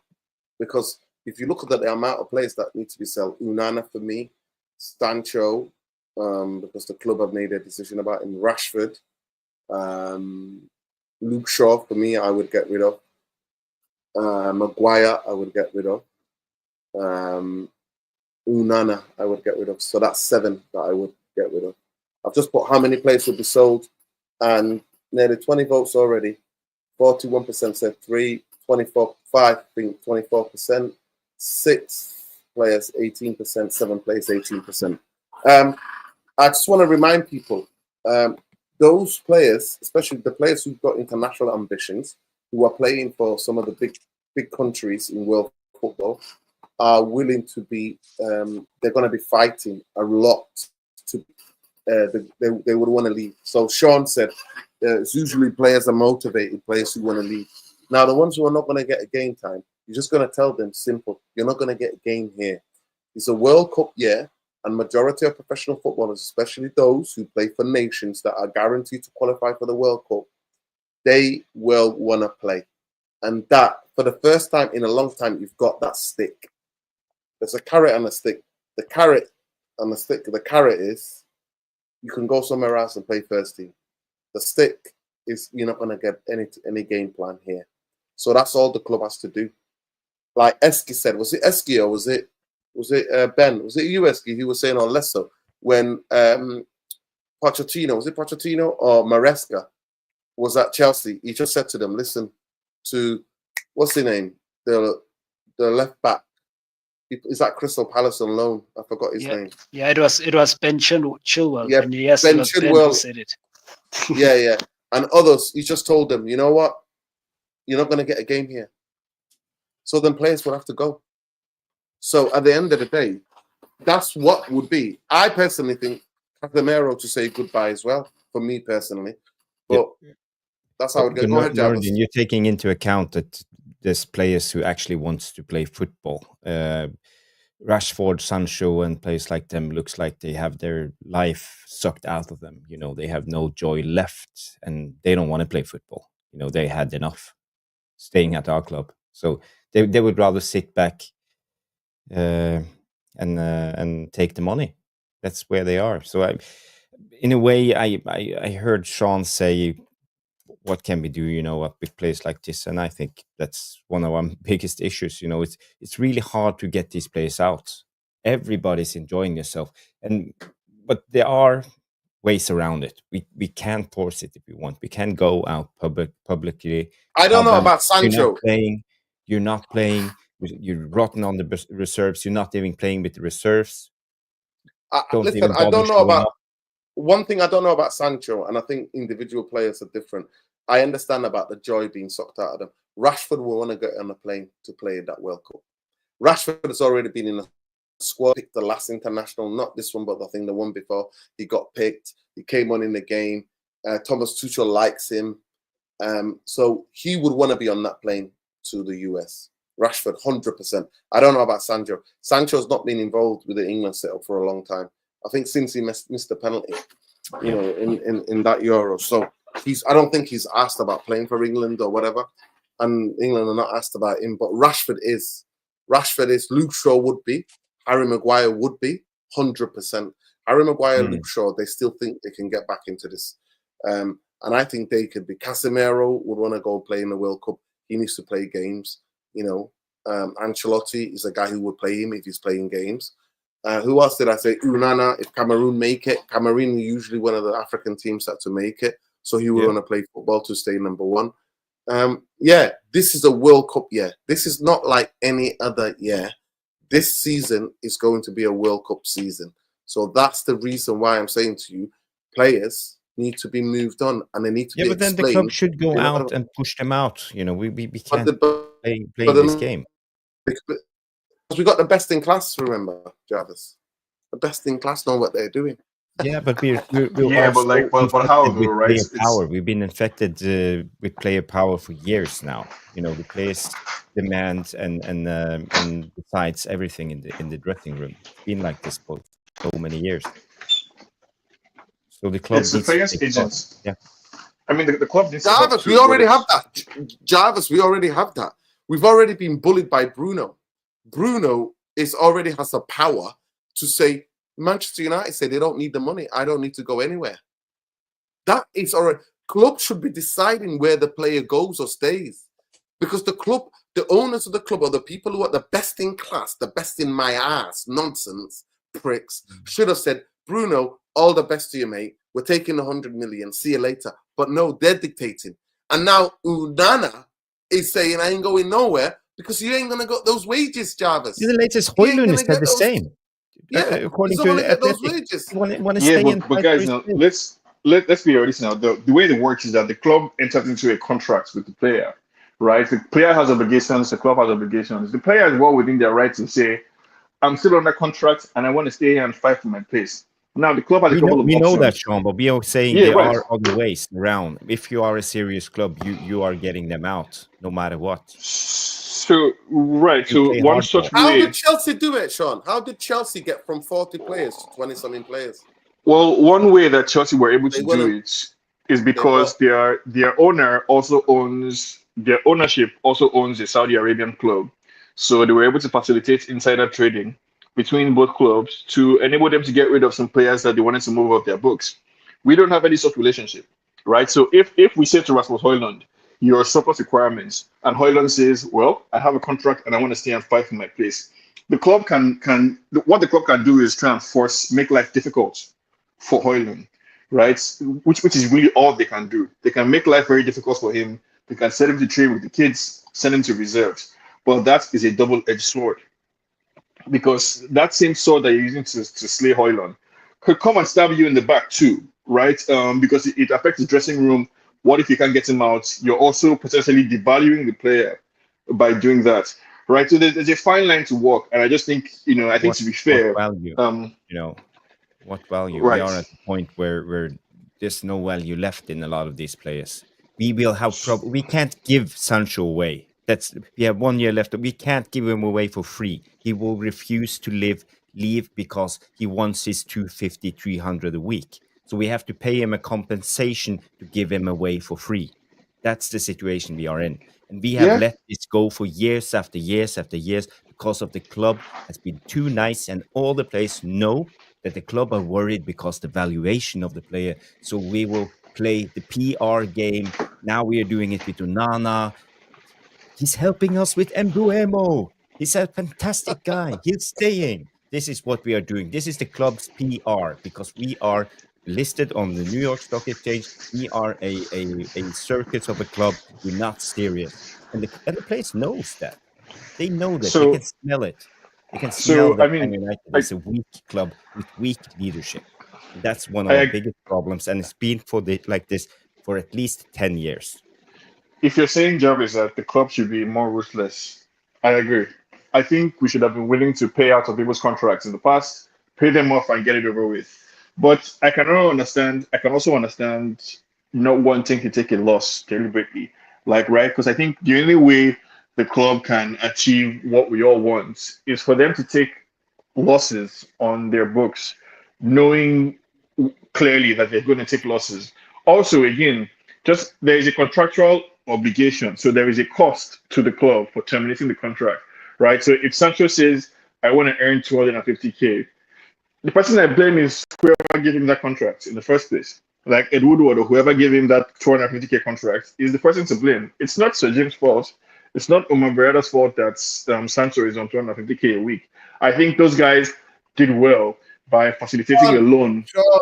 Sean, all due respect, they sacked over 650 people. They want to sack another 100 people, right? So give it a flipping rest, bro, right? Don't give me any of this. Do you think those people, they're not buying their contracts out? At the end of the day, they have took Manchester United, I repeat, to the worst position in a league since 1973. Me and you, our parents didn't even meet them last time. Our parents didn't know each other. I can guarantee you, most of us on here, maybe Jarvis, maybe Jarvis. No, and me. No, so I'm older than you. Stop it, man. You often make the mistake of projecting their own views. I'm not projecting my own. Let me tell you how now. The facts don't care about. The facts are there. Where did Manchester United finish? I'm asking you guys to answer the question. Just don't give me any explanation. Answer the question. Where did Manchester United finish? Okay, we finished 15th. All right, that's a fact. Okay. Manchester United lost 18 games since 1973-74. No, that's also another fact. Okay. Right. Am I saying anything else? No, so you were drawing a conclusion from those facts. They have sacked over 650 people. What I'm saying to you is simple. They've already taken the club as low as they can go, and you're telling me they can't buy some of their people's contracts out. What I'm saying, I'm not telling you that they can't. I'm saying there's a difference between buying out a £20,000 contract and buying out a $9 million contract.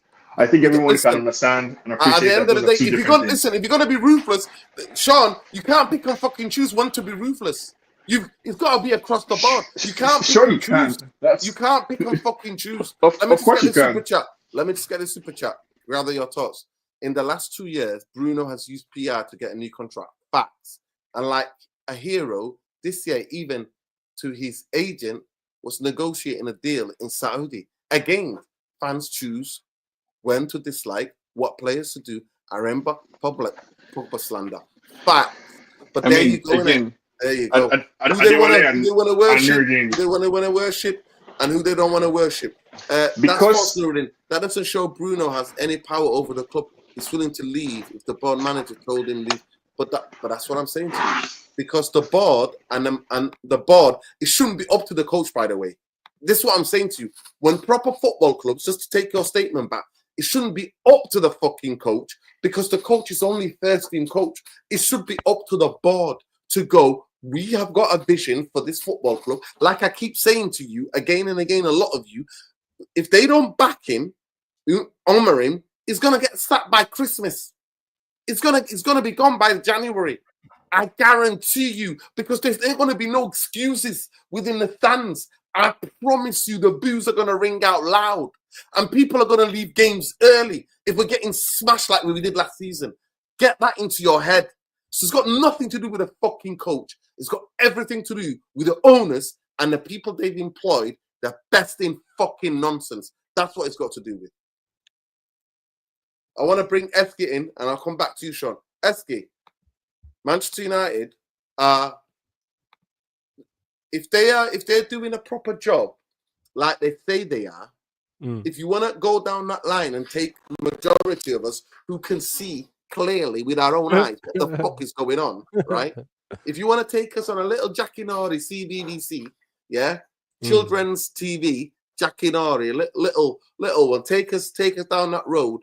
Why they're not buying out people's contracts? And like I said to you, it seems like the opportune time has come to get rid of players, because any player with any ambitions of being in the squad, going to the World Cup, this is the year. Chelsea had 40 players and they got rid of them. Sean will tell you, I think it's 3 or 4 players they sold to Saudi. Where did the other 20 go? They sold them all different parts. They sold them to here, to there, to there. They sold 2 to Newcastle, who are in the Premier League. They sold a couple of other players here and there. They've sold players, Chelsea. They've sold players in Italy, in La Liga, in France. They have sold players because the ambition was there to begin with. Go ahead. It can be done. If there's a will, there's a way. I want to ask, has United ever bought out a player's contract before? Has this ever happened? Yes. Sanchez, they paid him. Remember Sanchez from Arsenal, we bought him in. Alexis Sanchez, we put him on 400, so we gave him a basic wage. For the people at the back, 450 grand a week. $500,000 a week. Then, obviously, nothing happened. And then he wanted to get off. He saw the chaos at the football club and the toxicity. He told his agent, and this is a true fact, he said to him, please, I want to go after being there for a week. Yeah, and his agent said to him, pal, nobody's giving us that level of money that we're getting right this moment in time. So you've got to stay put. Then we loaned him out to Inter Milan, if you remember. We were paying large sums of his wages. And in the last year of his wages, or the year, I think we gave him the millions to pay him off. Okay, so it has been done for one player in the past because it was just really, really daft. The thing is, remember, we know how United work in it. Every player that is registered is on a balance sheet, an asset for the club in it. So if I buy Onana for however much £1 million, the club's value goes up on a spreadsheet somewhere. Obviously, it's all fake and it's just for banking numbers, right? So we all know how that works. That's why they wouldn't pay. If they had to pay out 4 players, or let's say for argument's sake, they did 3 players' contracts this season, they're basically devaluing their own club by around £100 million, depending on those 3 players. If they paid out Sancho, Rashford, and Luke Shaw tomorrow, right, how much is their contracts worth and the play value? That goes on a spreadsheet. They're basically deleting £100 million of value on the stock market themselves. That's why they don't do it. When a player gets sold, even if you make a loss on the player, if that player gets sold, the new player comes in and that adds to the balance sheet. It looks a bit better. We know that it's all assets and all the players are numbers on a sheet somewhere. So that's why they don't pay off their own players to do that. Obviously, Taboldi and whatever, they ran differently, so they will do that. Arsenal did it with, I think, Aubameyang and maybe Ozil. They've done it in extreme cases, and then we've seen what they do. They have rebuilt the club a little bit, but for us, we don't tend to do that. You give one example, which obviously is true. I remember that whole story. That did happen, but to do multiple in 1 year is unfeasible, especially if we're in such a if the stories are to be true and we're in a bad financial situation. They're giving Harry Maguire a fucking new contract. Let me add to what you're saying. A new contract. Heaton is at another extension. So is it not about feasible? This best in fucking class nonsense. And where Manchester United, nothing has changed then. Or can we all agree on that? Nothing has fucking changed. None of us believes in this best of class stuff, innit? So none of us in this panel believe in the best of class of anything. So let's not get caught up. Let's not get caught up in trying to, in my opinion, right? Let's not get caught up in trying to score points because you keep repeating the best in class thing. I mean, okay, sure. That's what you were cheerleading, Sean. That's what you were cheerleading. Yeah. The videos are there. I was telling you. And I was clearly saying that. I was like, best in what? Best in fucking bullshit. I think there's definitely some value. I can say it, Sean. Right, you know why? Because I was saying it at the time, you were getting giddy and excited, saying, "Oh, I understand, man. We got Omar Berrada." I understand, and I'm saying that there's definitely some value, right, to this this genre of football commentary that is entirely about. I said this 2 months ago. I said this 3 years ago. So there's value there. It's a genre. It's a genre of YouTube of football. This thing. No, it's not. It's not. If I've said it I'll be fucking sounding hypocrite if I was getting gassed about Omar Berrada, but I wasn't. And this whole channel has actually stayed consistent. When it came to the sale, we were like, this is bullshit. Ain't nobody buying, man. The Glazers don't want to sell. They're looking for investment. And we were proven right. We were vindicated again and again and again and again. We was right to say about 7 months into Eric Ten Hag's reign saying that this shit is not sustainable. And we were proven right. And he was there and backed, and 600 million was given to him. And look what the fuck, where we are with that squad. So behave yourself, Sean. I can say that. We can say that. Some of us on this chat. Well, some of you were just fucking waffling and telling us, no, look on the bright side and believe in hope. No, so thank you for proving my points, right? I'm saying that there is a dedicated genre of football commentary that is almost 80% about talking about how you were right 2 months ago. And that's valid, right? Entirely legitimate. Okay, no, a year ago, 10 years ago. Yeah. That's definitely legitimate, right? So proper correct on it. It's not 2 months ago. 2 months ago is 8 weeks practically.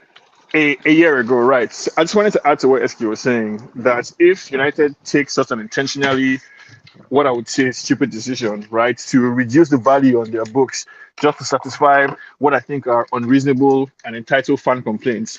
As a shareholder of United, if any of us on this panel own shares at United, you're allowed to sue the club because it's their fiduciary responsibility, to be clear. They have a legally binding responsibility to make as much money as they possibly can. So the idea that the club would take intentional steps to devalue the books, I don't see that happening. But I think, with the Bright negotiation, Sancho, as far as I'm concerned, already has one leg out of the club. The loan to Chelsea was good. Same thing with Rashford, same thing with Anthony. Those to me are good signs. What I saw, that's something that we're never able to do up until this last 2 years, being able to sell McTominay the way we did, Pelistri, all these guys that we're able to get rid of for decent $30 million, $40 million price tags. That wasn't happening under the Glazers. That seems like a new regime to me. $30 million for who? How much did we sell McTominay for? That's just McTominay, 24 million. 24 million. Okay. So it was 24. Actually, it was 20. I think it was 20 with add-ons with 4 or something like that. It wasn't even 24 with add-ons.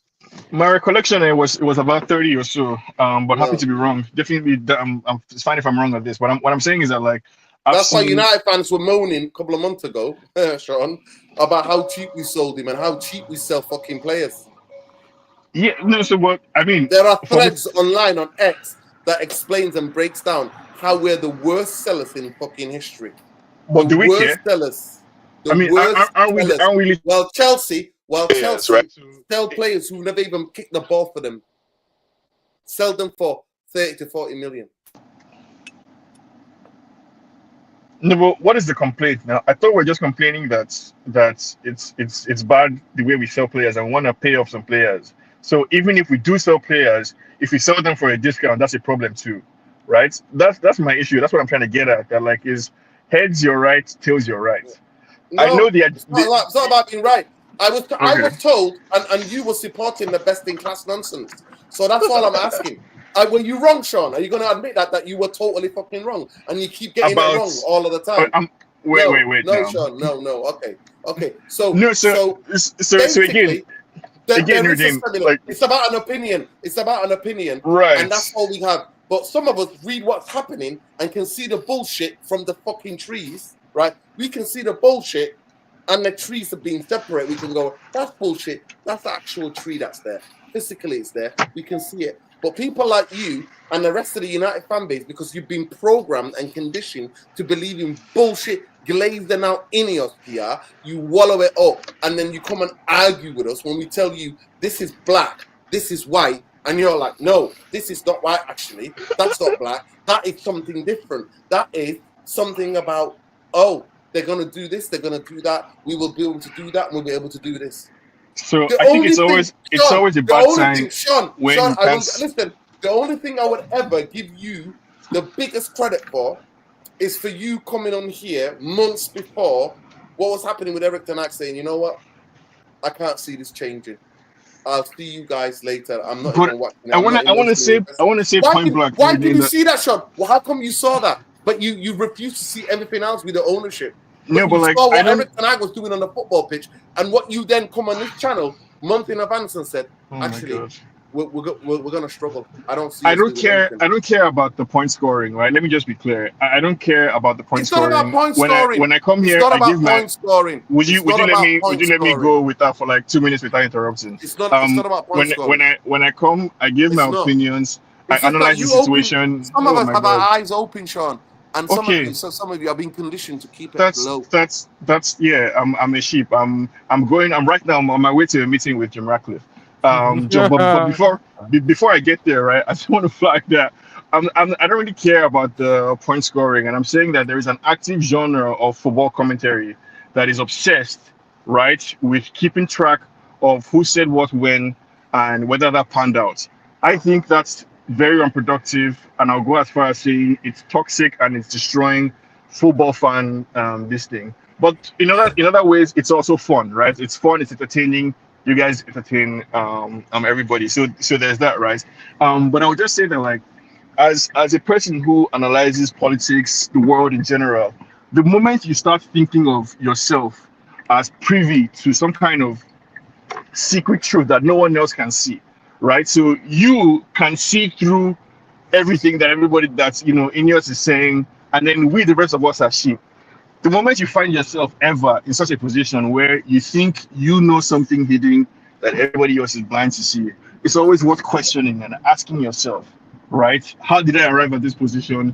Is what I'm saying realistic? Does it track on paper with what I'm seeing on the ground? Or am I working, am I trying to confirm my priors? I enjoy like these conversations, right? It's a bad sign. It's always a bad sign when you repeat to me what you heard me say, right? So you end up arguing against a straw man caricature that you have in your head instead of the discussion that we're having. I have to jump off. This is fun. Glory, glory, Man United. And I'll see you guys on the next. Before you leave, Sean, you leave, the fundamental question is the disagreement that me and you have on this channel. It's fundamentally, for me, I have been right since the exception of this, and there are 4 people on here, and God forbid that I'm paying them or they're scared to tell me the truth, because I got into arguments with Garvers, I've got into arguments with Lesso, I had a screaming match actually last time Eski was on here. Yeah. It's about the ownership of our football club. And I'm sorry to say, I don't have a magnifying, that's why I always repeat, I don't have a magnifying glass into the future. But I've always said Manchester United were not competing for a league title and for a Champions League anytime soon with the ownership model that we have. People like you, Sean, have come in here and have staunchly defended the ownership model and staunchly defended the way the football structures worked. So please, but that's just not true. Do not put us. That's just not Sean, true. That's just not true, right? Like, yeah, and again, it's not worth it because I have not staunchly defended. All I have simply said is that the reactions I get from you, or I hear from you, are not one, normal, or 2, well adjusted. The argument is always entirely about the level of the reaction, the level of anger, the level of upset that we're demonstrating in reaction to what's going on the pitch. I have never, at any point in time, in all our arguments on this channel, ever affirmatively, said anything in affirmative, support or endorsement of the Glazers. It's always, hey, you're overreacting. Hey, this is more complex than you're saying. Hey, I'm not as upset about this as you are. And then you go at me for not sharing the same level of anger that you have over a situation. And then come now, like you're doing now, and pretend like there are actually people, United fans, who are pro-Glazer. It's just not true. Like, even the so-called fans that you're talking about, everybody recognizes that the Glazers is shit. Any United fan from Manchester to Timbuktu will all tell you the same thing. Where we differ is that some of us don't think the club needs to be relegated, right? I'm not looking for a revolution. I'm looking for improvements on the pitch. That's where we differ, right? That I think the manager and the players are more responsible for the outcome on the pitch than the overall club ownership. And we differ there. But to suggest or to pretend like I'm defending the structure or I support the structure or I endorse it, again, it's not fair. So you have not defended the Ineos and what they're doing. You've not defended them. in the last 3 to 4, 5 months you've not defended them? As in, I'm defending specific things. I defended the signing of Cunha. I defended the appointment of Amorim. I defended us going after Mbuemo, right? Is that what you mean by defending? No, not to do with Okay. Mbembo or Cunha. We're not talking about that. We're talking about when Ineos first came in with Dodgy Dave, and we explained to you who Dodgy Dave was, and he was the Right. guy who cheated in cycling. I'm glad you saying, brought that these example up, people, Nuruddin. these people Because are here to do the job, and that's what they're going to do. He's going to do the review. And the thing about it is that I've got that type of ADHD brain that I remember certain conversations and certain things that you said. right. But anyway, So if you remember correctly, what I said about Ineos and the sale was that there was no way we were going to sell the club to Qatar. That was always my stance. That was never going to happen, right? I also said that the mechanism for taking over Manchester United is publicly available. You can go online, you can look for how to take over United, look through the LLCA documents for Manchester United PLC, download them, and if you have $6 million, go and get it, right? I also try to explain to people, I try to explain unsuccessfully, apparently, that a valuation of 1.5 billion for 20% of a club is more than 4 billion for 100%. And so, despite the fact that Ineos was offering less cash to the Glazers, they presented a greater valuation of Manchester United PLC as an asset than anybody else. So it made sense to me on paper why a businessman would accept that offer, right? And the reason why I'm not as upset as you about the whole situation you're in is because in my mind, the Glazers are simply human beings who make opinions or decisions that I disagree with, right? They are not Machiavellian monsters, basically. For me to build my entire identity they're not Machiavellian monsters. They're not used Manchester United as a cash cow. They've not taken over the football club. Where now most of the football clubs that are taken over have anti-Glazer clause. They are the nicest people. Everybody says they are the nicest people. That's the Glazers.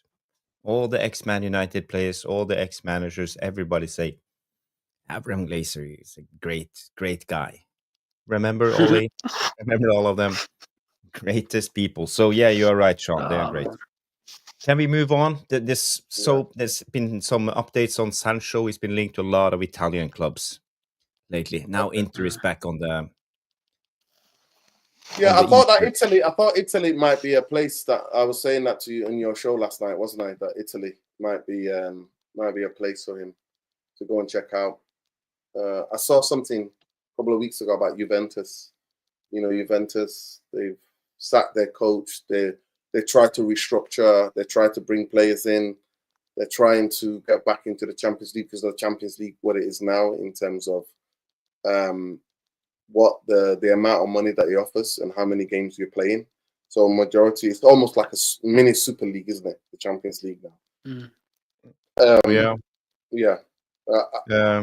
Just to bring you some context, this came out, I would say, 20 minutes ago or something. Di Marzio, the Italian guy, comes out that Napoli are continuing to work to sign Jadon Sancho, but Manchester United's asking price for him remains high. How much? What is high? Do we know what high? Okay. 21. I would take almost anything just to get him off the books. Yeah. And also, Jarvis, what we're not understanding, big up Eski, they're coming, is also the type of money. So they can put all the bids they want in. If they don't agree with him in personal terms with him, then he's not going to go. He's not going to leave because he can sign in January. Do you know that, Jarvis? If he comes and stays at United, he can sign in January with European clubs and get a massive signing on fee. Mm-hmm. Because he's only got a season left. He can just sit it out and stay. Yeah. I think he would want a loan. I doubted that he would want to sit. He would want to come back to Manchester United, but he would want a loan where United pay for his wages again. Yeah, but 21 million pounds. Yeah, we should go for it. We were willing to sell him for 25, and Chelsea already gave us 5. So 20 should be the asking price, and and we would be fine. With that money, we could get a goalkeeper. I know that for a fact. We sign a goalkeeper. Actually, No, what man. do you think, Sancho? You think it's a bit too cheap for him? The guy that we signed for 70 million, 20 million, 21 million? Yeah, obviously, but in the context, he has to go. Would we rather pay him out or sell him for 20 million? It's a no-brainer.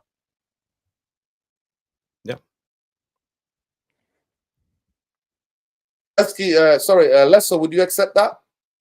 I would want 30 million Yes. for him. I think we could get, even though in his last year of his contract, I think we could get 25 to 30 million plus add-ons. Because I actually think that his game will suit Italy. He will suit that. Actually, he suits the German football more because of the way the fullback backs him up and the transitional nature of it. But yeah. Yeah, I think it's also has to do with the wages as well. I think the wages are a stumbling block, to be honest. That's why I think more or less, I think 21, 20, I think that would be more or less realistically what we could get, to be honest. Italian teams are not known, for spending a whole lot of money, especially when it comes to our players anyway. So they're gonna try and get him on the cheap and use the whole wages thing as an excuse to say, we can't pay 30. Well, he's on high wages. So, it is what it is. Yeah. Yo, guys, safe. I'm big peace up. out. Yeah, I'll big catch you up. in a bit. Big up. Safe, We're not going to be that long anyway, but big up. Apologies about that back and forth, but it is what it is. No, it's calm. Yeah, Come on, you know what it is, bro. All right, peace out, guys. Yeah, Bless. big up, Eski. Love Big for coming on. Always. Big up, Eski.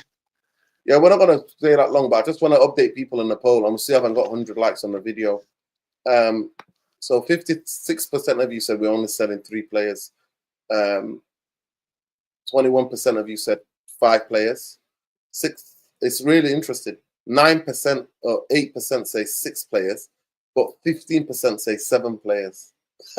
It's interesting. Really interesting how people vote, but yeah. They only think 3. So they basically think Rashford, Sancho, and Anthony. I'm guessing they're the only 3 that were selling. Yeah, the interesting. Well, what about the guy who went to Feyenoord, the fullback?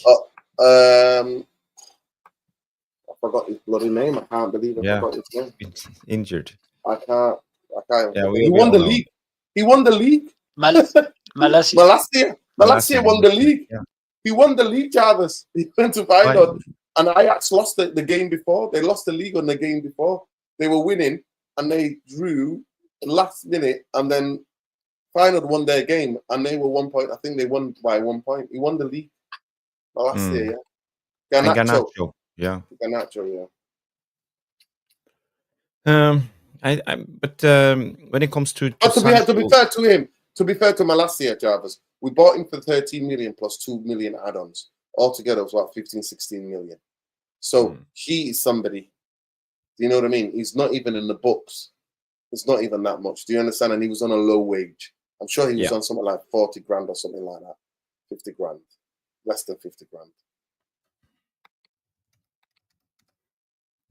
But when it comes to Sancho, he's on, according to the reports, I don't know if this is real, but let's say he's on 250k a week. That's 13 million pounds a year. And if, let's say, if Napoli comes in, they are just willing to pay him, let's say, 100k. That's 5.2 million. So we will have to compensate Sancho with the rest. So that will be almost 8 million in compensation just to sell him to Napoli.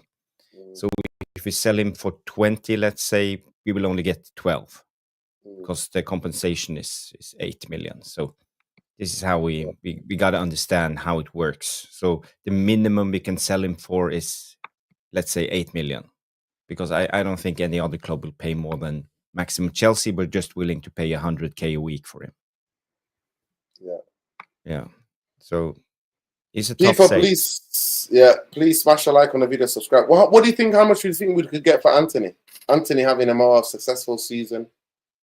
Yeah, but there was a report coming out today And we got him for 80 or something like that. We're still paying for him, aren't we? 80 million or 90 million. I mean, that's to me one of the worst transfers. Him and Maguire are probably the biggest waste in the history of Manchester United in terms of transfer. Yes. But this report came out today that they want to sign him permanently after a new loan. So they want to loan him for another year and then a loan with obligation. Yeah, right. With an obligation, and they proposed a deal of 16 million euros and up to 20 million euros in total with add-ons and a hefty sell-on clause. That's Real Betis because they don't have the money. They're not a big club. No. So we're not getting much from Anthony either. That's just the facts. No, not 40 million, Danny. It's 20. Yeah. We're nowhere near. That is crazy. Yeah. That's crazy. That is crazy. That we're getting that less for him. I feel Atletico Madrid wanted him. They should try to sign him. Yeah. I'm not even talking about the Ekatike thing because it's a circus. I'm not talking about Gyökeres thing because I think it's a circus. Gyökeres is battling with Sporting Lisbon, and I see another bullshit thing that happened with Frankie de Jong where he used us. So I'm not even going to bother with that. But yeah, I thought we'd talk about what the waffle of our CEO said, and we talked about Onana staying. Some people don't think Onana should be sold, and that is not a priority. I think me, less so, Ben, Jarvis, we all recognise that he's a liability, and I think you brought in when you've got younger centre backs, then yeah, that's not happening. Yeah, but yeah, people, this is what we think. So I'll just quickly go to the poll again, and then let you all head out. How many players would be sold? 56% is the winner. 5 for 20%, 10% 6, 15% 7. Yeah, there we go. Big up to everybody. Jarvis, let them know when you're live again. When you're live, people need to yes, you and I will do a tactical breakdown of what we have so far. We will talk a little bit about Mbumo and Cunha and how he will work with the current team. If I was you, I'll wait a little bit. Maybe you can do hypothetical, but Mbumo's not done deal, my friend. No. Well, I think it will be a done deal pretty soon. Let's say a week or week and a half from now. So I think that's almost done. But I think it stops there. We have to wait for the outs, and the situation now with the outs is really difficult. The only way we can get money in is Garnacho, or if we're willing to sell Kobe. It's the only way I see us raising any cash. Rashford as well. We forget about Rashford. Well, he's on extremely high wages, and I don't think any club is willing to pay him $350 a week. No. We have to compensate for Rashford too, so it will be at least like 10 million in compensation. He's pure profit. He's pure profit, Jarvis. Rashford, if we get money, he's pure profit. Yes, we would have to give him some money to pay him off, right? But the rest of it is pure profit. While we can't say the same about Garnacho. Sorry, we can't say the same about Sancho. We can't say the same about Anthony. We can't say the same about any other players that we want to sell who we've bought. Rashford is academy product. Garnacho is so's Kobe. The guy that really would have had pure profit as well is Bruno. Bruno would have been pure profit because we're going to get 100 million plus, and that would have saw how we didn't have to pay anything for him. We would have just got that 40 million or 50 million profit. 60 million profit. Yeah, could have signed players. So you're live tomorrow with a tactical breakdown. No, it will be Thursday night. Thursday night. But I just want to run one more thing with you because there were some links today that we are linked to. We and Nottingham Forest are linked to Malik Fofana, the Lyon left winger. I did some research on the guy, and he looks quite decent. The only problem is the asking price. It's 50 million euros. They're not getting it, but that's the asking price. Maybe we can negotiate down to 35. But He's the he's kid an who played interesting against guy. us. Yeah, he's the kid who Played played. against us. I watched him. He And- troubled us. He was the one who Yes. got the penalty. Luke Shaw fouled him. He's the Mhm. one that he came on in the last 20 minutes and he absolutely ran us rugged. He's direct. Apparently, From everything that I'm hearing, go ahead. Let's just say he's going to Chelsea. Chelsea are in for him, Jarvis. Surprise, surprise. Go ahead. Let's go. yeah, I was about to say that Chelsea actually are in for him. And so yeah, that deal could be could be tricky to do as a result. No, I think it's Nottingham Forest that's in the main seat at the moment. But Chelsea, Liverpool has been linked. There's other clubs been linked to him, and Man United has been linked to him. But the reason I mention him is because I think we need a left wing back, and he could actually play as a left wing back. Because I did some research. Okay, his tackle percentage and all of that isn't all. But when you He's look still at a young player. You can develop him, but we can't. We he's don't young, develop and him. if you look at his heat map, it looks interesting. Let me just show you. So his heat map is on the left with all the reds. It's not too bad for a wing back. He can develop, in my mind.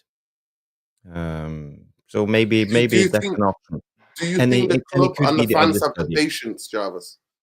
The question always when you're buying young players, do you think the question, you see what Dogu's getting, you see the abuse that Dogu's getting, you see Dogu, all of the stuff that he's getting. Do you think we have the patience?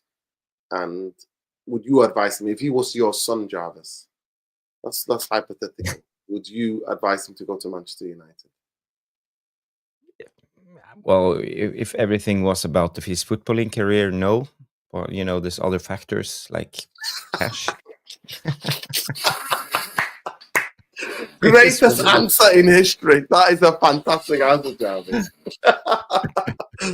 There you go. He has, like I said to you, honestly, watching him live, he's a live wire. He's got quick movements. That quick movements, when he's on the ball. Technically sound, very quick movement, destabilizes defenders. We didn't know how to cope with him. We struggled. And when he came inside, soon as he comes inside, he's got that pace to jing in and out.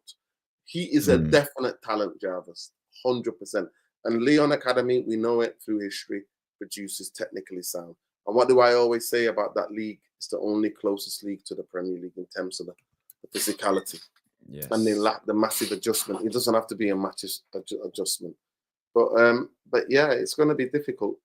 I think Chelsea just watch everything we're signed with, you know what I mean? Chelsea apparently are saying he's a cheaper option than Garnacho. And they're using that, so they're saying they want to buy him. That's the biggest rumors I heard. I just It's got Chelsea a fan. hunch that we are into Malik Fofana. That's just my gut feeling at the moment. I think we will hear more about this in the coming weeks. Well, I hope. I hope it gives me hope to think that we could sign somebody like him. But again, he's raw. He's young. Yep. He needs developmental plan. Lesso, do you like him? Yeah, I think he was the bright spark for Leon. When he came on against us as well. And yeah, he is. But now the problem is, he's young, man, and as I've looked at him, he's gonna have a lot of ups and downs. He does not start a lot, and he's gradually being brought into the team at Lyon as well. So for us, we're gonna throw him there in the deep end, and I don't know how that's gonna look, especially what you're seeing, what's happening with Dogu, and there is no patience at the moment, and everyone wants to finish in the top 6 or top 7, or at least get somewhere near up there. So the pressure is on for anyone who's coming to this football club, honestly. And I think a more experienced option in the left wing back is the best plausible way to go. Someone who's 23, 24 at least, bare minimum. But anyone lower than that it's a major risk at the moment. And yeah, I like him, obviously. And if you're a second option, 100%, I'd have him Yeah. any day, any time of the day. I did some quick scouting, and when you look at him, 5 goals, 4 assists last season. You know, he's young, he's 20 years of age. Belgium, and plays for Lyon, and is on 19K a week. So no, that's not too bad, and that's euros. But when you look at the scouting report, you know, if you go deep, his shooting ability is really good. He can carry the ball. He's a dribbler. His passing is dodgy. You know, it's not good enough. He needs to work on it. But when it comes to the defensive work, you know, it's not too bad. When you look at tackles, he's in the 61%. Dribblers tackled is in the 88, so he can stand his ground 1-against-1.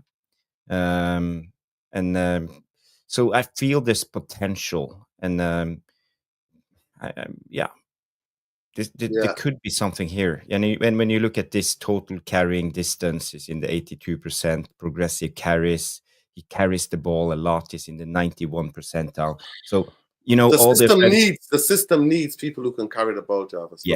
Yes. So as a wingback, I think he could be brilliant, left wingback in my mind. But he's a progress player. We need to develop him, and we are not good in developing players. We know that. So maybe it's not the right move to go to United, as you said, Nuruddin. Yeah, I just asked the honest questions, like, what would I do? How would I advise him? You know what I mean? Especially a young player to developmental. I think if you come in at 24, 25 is a different story, because you're already experienced, and you know about your game, and you have a bit more complete game. It's really interesting about his passing.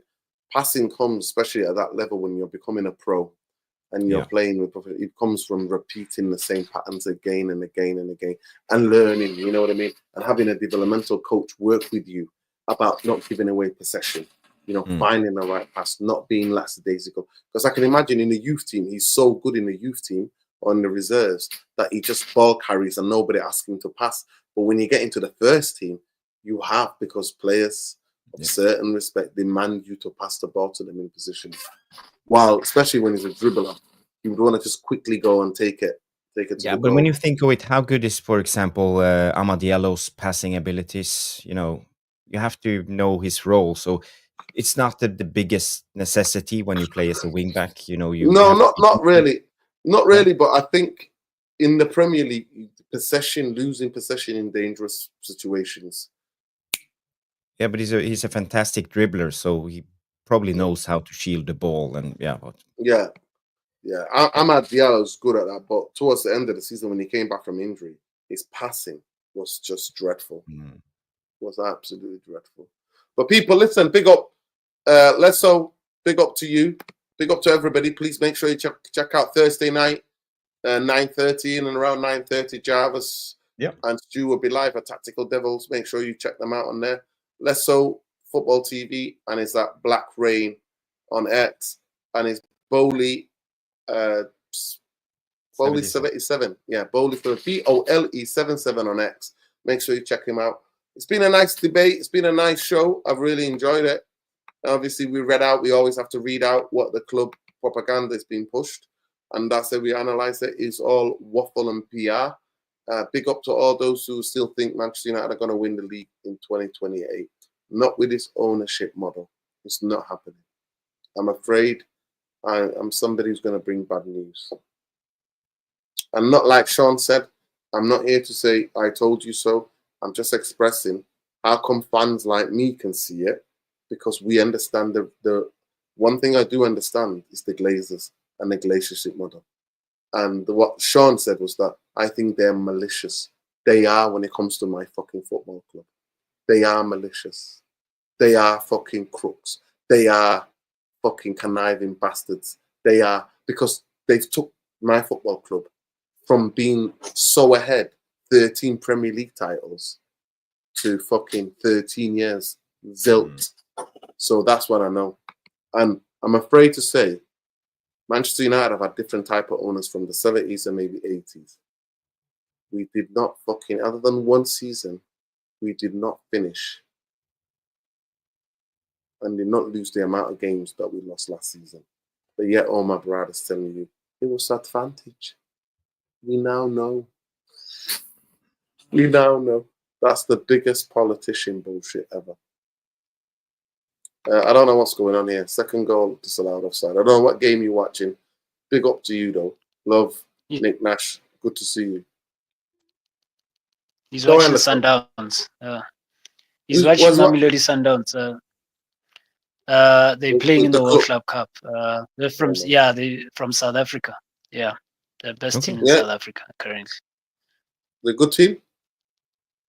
Yeah, they're the best. They literally like Chelsea. You know, they've got a rich owner, a billionaire, and virtually like he just took over everything from there onwards. He's also the CAF president as well. So yeah, I don't really like. I don't like the guy. I don't like the guy honestly, and yeah, he's a very shady guy, and yeah. What is he? The CAF president? What did you say? He's the CAF president, and the he's also of African football thing. Yeah. Yeah. So and he's also the what you want to call it, an in-law to the president, the current president of the country as well. Ramaphosa. Ramaphosa is the billionaire. Ramaphosa is the billionaire. I know that. Cyril Ramaphosa. I know that. Yeah. So Ramaphosa is a fucking crooked billionaire. Yeah, a revolutionary. Once he was a revolutionary. Now he's a billionaire with a business class, with a billionaire class, and that's why he tells it. He sold his all revolution, sold the whole South African out for that. Fuck him.